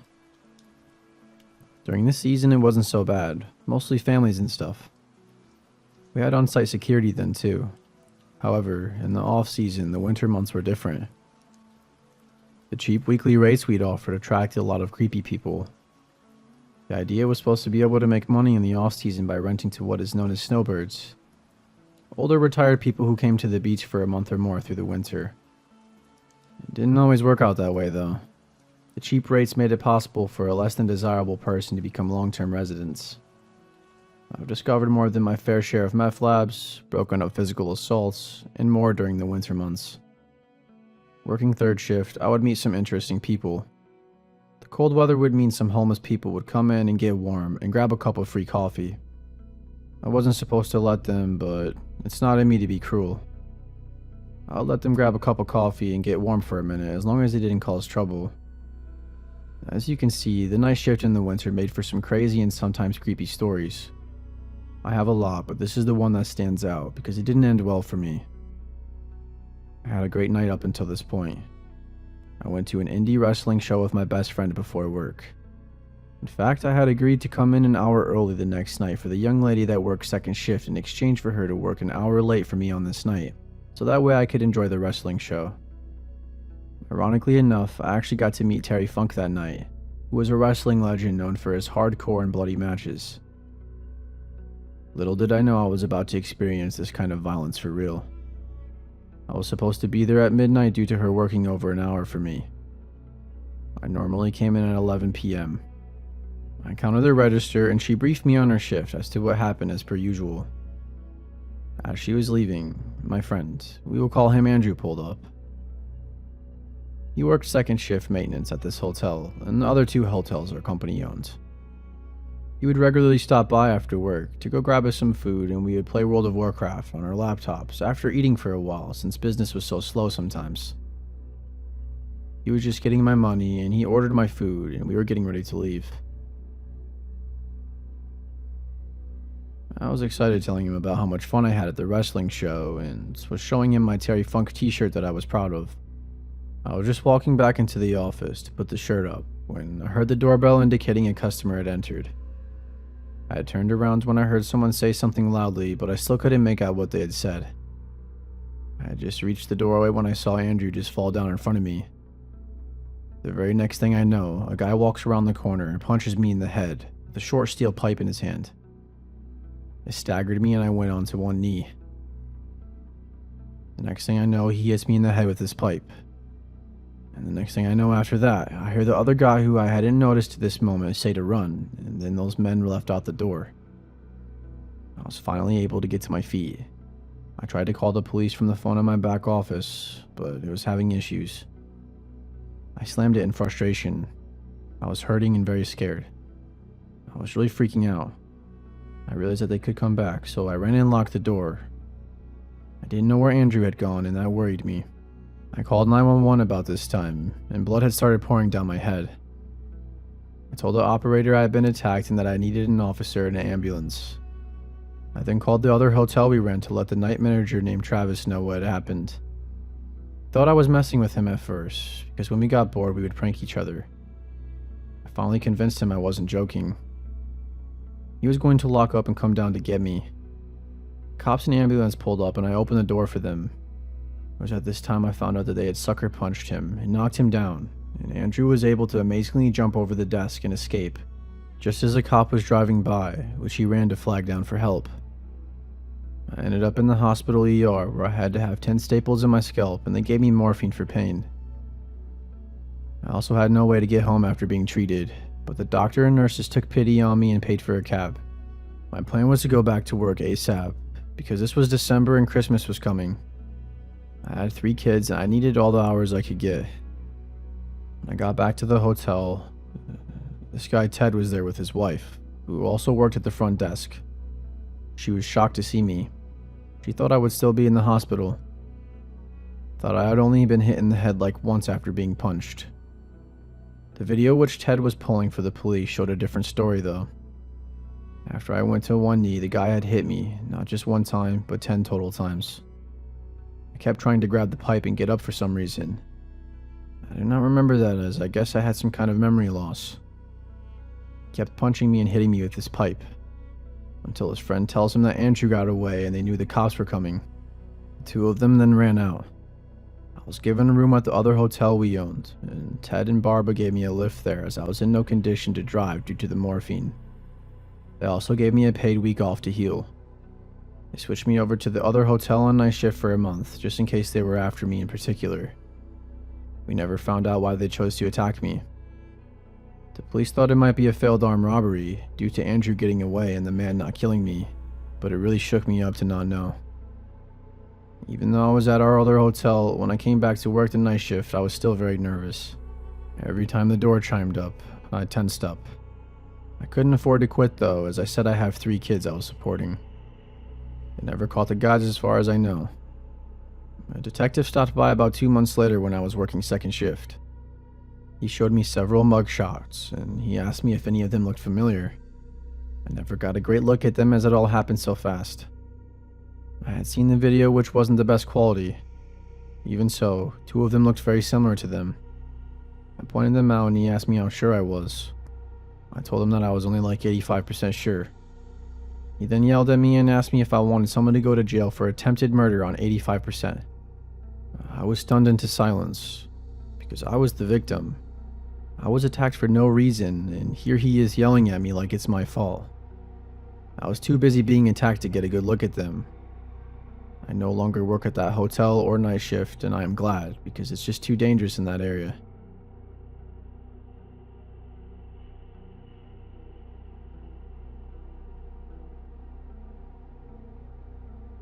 Recently, I moved out of my apartment. I simply had to because I didn't feel safe with my landlords. I lived in this really nice apartment in Brooklyn for a few months with my roommate, who paid for most of our rent since her parents were super rich. Our landlords were actually this seemingly really nice, sweet couple who lived a few floors above with their kids. The first few weeks were somewhat normal except for the fact that every time I saw their kids in the elevator, they would scream at me before they got off and then just ran away. I thought it was funny and cute at first, but then their eldest son came to visit and started doing the same thing, and he looked about my age. I didn't really think much of it, since maybe he was just playing with his younger siblings. But shit got really weird when I bumped into all of them together and we talked for a bit. Out of nowhere, while we were having a pleasant conversation, the dad apologized to me, saying that his son might act strange because he's, a retard. I was pretty shocked with him just saying that out of the blue. I paused for a bit and I can't really remember what I said, but I remember just wanting to get the hell out of this conversation now.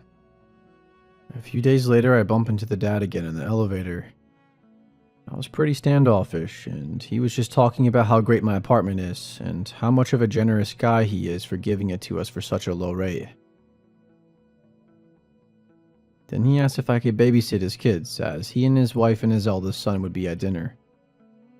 I said no at first, but he counter-offered by saying he'd pay $150 an hour. And being the greedy idiot that I am, I agreed, and this is where I fucked up. When I got to his place, I was speechless. His apartment wrapped around the entire first floor of the building. It was the nicest apartment I will ever see, that's for sure. About an hour in, everything was normal. I was playing some fighting game with his kids when we suddenly heard the front door slam.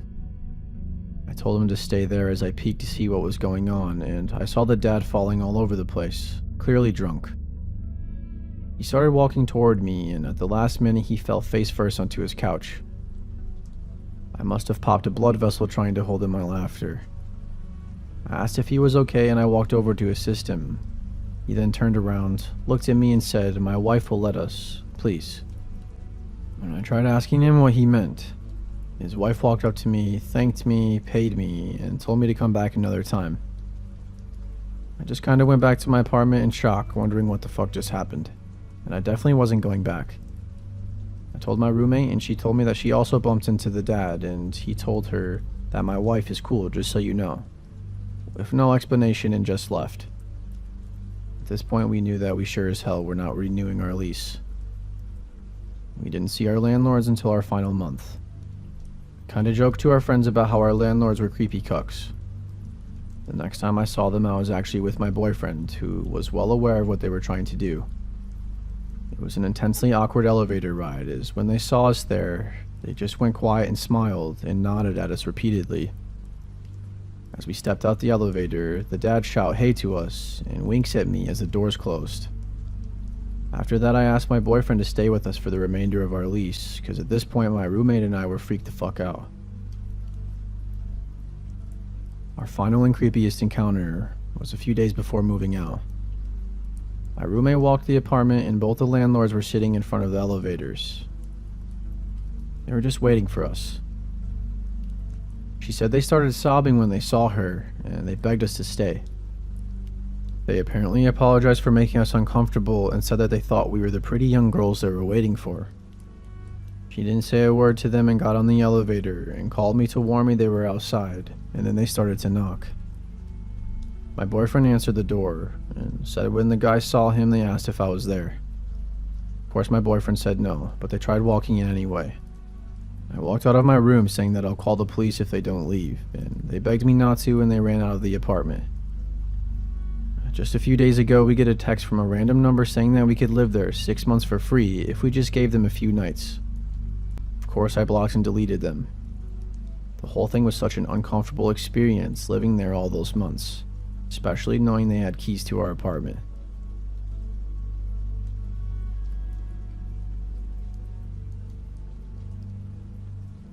My girlfriend's mother is a longtime heroin user and has been in and out of jail for my girlfriend's whole life. When she lived with her mother and her mother's husband, she witnessed physical abuse and drug activity. She was forced to move out at a very young age in order to stay alive. She thought her mother was finally clean when her mother announced her pregnancy. After getting over the initial shock, my girlfriend decided to be supportive of her mother since she thought she was clean. That was until her mother overdosed while pregnant. She decided to cut all contact at that point. My girlfriend is also a mandated reporter, and last year reported her mother and her mother's husband to the state since she knew it wasn't a safe situation for the baby. The baby actually died in their house not even a month after birth due to an overdose with signs of physical abuse. My girlfriend's mother was arrested for the murder of her baby and other charges. Her husband was arrested for child endangerment and other charges. First, the judge did not grant either of them bail. Eventually, her husband was granted bail, in which he posted. We did not know this until recently, which helped us put some of the pieces together. My girlfriend and I like to sit outside her house in the car and just chat or listen to music. Recently, there have been black cars around my girlfriend's house. She also is frequently followed by black cars when she drives me home. It's the same couple of black cars that do this. They're not just random ones. At first, we thought we were just paranoid since everyone was still in jail. But when we found out that the husband was out of jail, we began to doubt our insanity. The first major thing happened after my girlfriend and I went on a dinner date. We got home after dark and we sat in her car for about 45 minutes before we noticed the same black car passing by us every few minutes. After 10 minutes of that, a different car drove towards us, flicking its high beams on when it got close enough for us to see who was inside. It swerved into the oncoming lane and I genuinely thought it was going to hit the passenger side of the car. It sped away and we ran inside. After that, we started noticing the black cars more and more. This past Wednesday morning, around 3 a.m.-ish, the same distinct black van that we had been seeing pulled up outside of my house. This was weird because my girlfriend and I live about 30 minutes from each other in two separate cities. A man got out of the van and shined a flashlight through my yard, scanning it almost. He shined the flashlight up at the window I was sitting at, kept it there for a second, and then walked 30 feet to an empty driveway. Scanned around there for 20 seconds before getting in the van and peeling away. The windows were ice covered and frozen, so I couldn't make out the specifics of the van, but it was very strange. A few nights later, my girlfriend and I spent some time hanging out in her car when we spotted a black van hiding behind another parked car further up the street. We could only see one headlight, but it creaked by us as we sat in the car. My girlfriend lives between the two dead-end streets, so think of a very blocky-shaped U. She lives right in the middle. The van went up the first dead end, 4 ways on, and sat for a few minutes before turning around and driving almost into the other lane of traffic to get close to us. It then went up the other dead end and stayed put. We thought it was weird that the van didn't just back out of the first dead end, instead opting to drive all the way up the narrow street and turn around. After a few minutes, we call a friend and recount the story just to get an extra opinion. While my girlfriend was talking to our friend, I got out of the car to get a cigarette to see how far away the van was. I walked up the dead end that the van was on for about 15 feet before getting the worst gut feeling I've ever gotten. Across the street from me was a black mass, which was darker than the darkness around it. I decided to just turn around and rush my girlfriend into the house. Later that night, we heard a bang coming from downstairs, followed by what sounded like a boot on wooden stairs. We locked the bedroom door and I sat against the door with a baseball bat, hopeful to make a barricade for it. A few minutes later, we heard a car door slam before the sound of tires squeezing and a car driving away. Our initial idea was maybe that it came from the TV, but we had paused it and the TV in the next room is never loud enough to feel real. When I went downstairs an hour later to get water, there was nothing damaged or missing. We theorized that maybe it was the sound of the front door trying to be opened, even though it was deadbolted. My girlfriend's exterior wall doesn't face the road, and we've never heard car sounds before. It is, however, next to a private driveway, and sometimes we'll hear her grandparents' car door close or the neighbors backing out. The next day I was shoveling the sidewalks at my girlfriend's house, an activity that takes me about 20 minutes, and I saw the same black Chevy Silverado with mud streaks on the tailgate. I circled the block about 4 times. I was able to see the silhouette of the man driving through the passenger side window, and each time it was the same man and same truck. My girlfriend lives in a very small town, and we were able to catalog the neighborhood cars. The black van and truck are abnormal. Our theory is that someone is trying to scare my girlfriend into not testifying or flat out making sure neither of us ever have the ability to testify. We really just need some more opinions. Are we just paranoid, or is this something we should actually be worried about? Do you think these are just weird coincidences?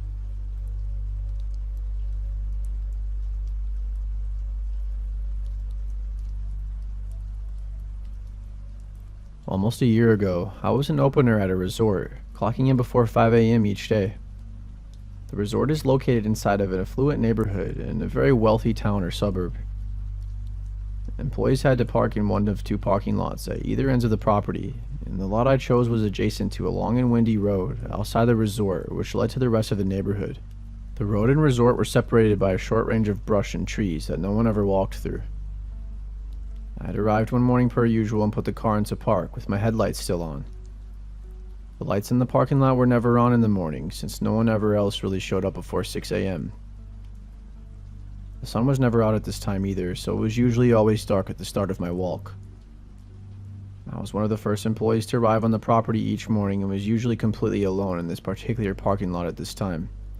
And this morning didn't seem any different. I had my hand on my keys, literally, and my brain in the process to turn off my car when I noticed a young girl, maybe like 14 or 15 years old, come scampering to me. Her body language was the exact definition of run with quick light steps, especially through fear or excitement, through the span of trees that separates the resort from the outside road. She was directly in front of my car, and my headlights illuminated a clear view of her in the pitch black. She looked like she was in high school, had long hair, and it was blonde. She was wearing a jacket with pajamas maybe, like she'd just walked out of a house. One thing about her that bothered me was that she wouldn't stop laughing and smiling. I couldn't hear her laughing from outside the car, but she was visually giggling at something I wasn't aware of or could see, and it was so unnatural. She occasionally glanced behind her as if someone else were there waiting. She then waved at me like it were a normal gesture at this time, and then immediately ran to my passenger side door. This all happened in a matter of seconds, and I wasn't really sure what was even happening besides my anxiety spiking. I know I simultaneously yanked the aux from my phone to shut whatever song had been playing off while grabbing for the lock button. I remember feeling panic for never remembering if it was up or down to lock when the girl began pulling violently on the door handle on the passenger side. She began pounding on the window, and I was screaming at the top of my lungs for her to leave before pressing on my horn. I could see her laughing outside like this were some type of game, and as if I were a silly friend for not letting her in as a joke.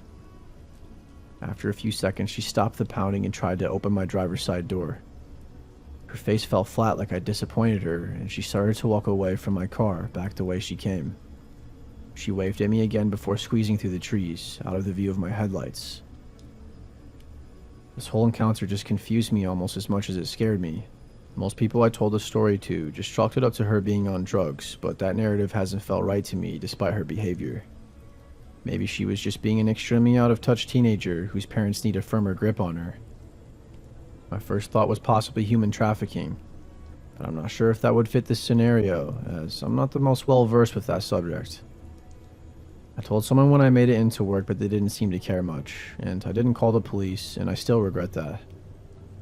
I'll never get out of my brain how fucking off that feeling was, watching a stranger, seemingly alone, pop out from the trees in the darkness, laughing and then trying to violently enter my car in an empty parking lot. I do think the possibility of someone else being present the whole time is a lot more scary, and I wonder who else was there, and where exactly.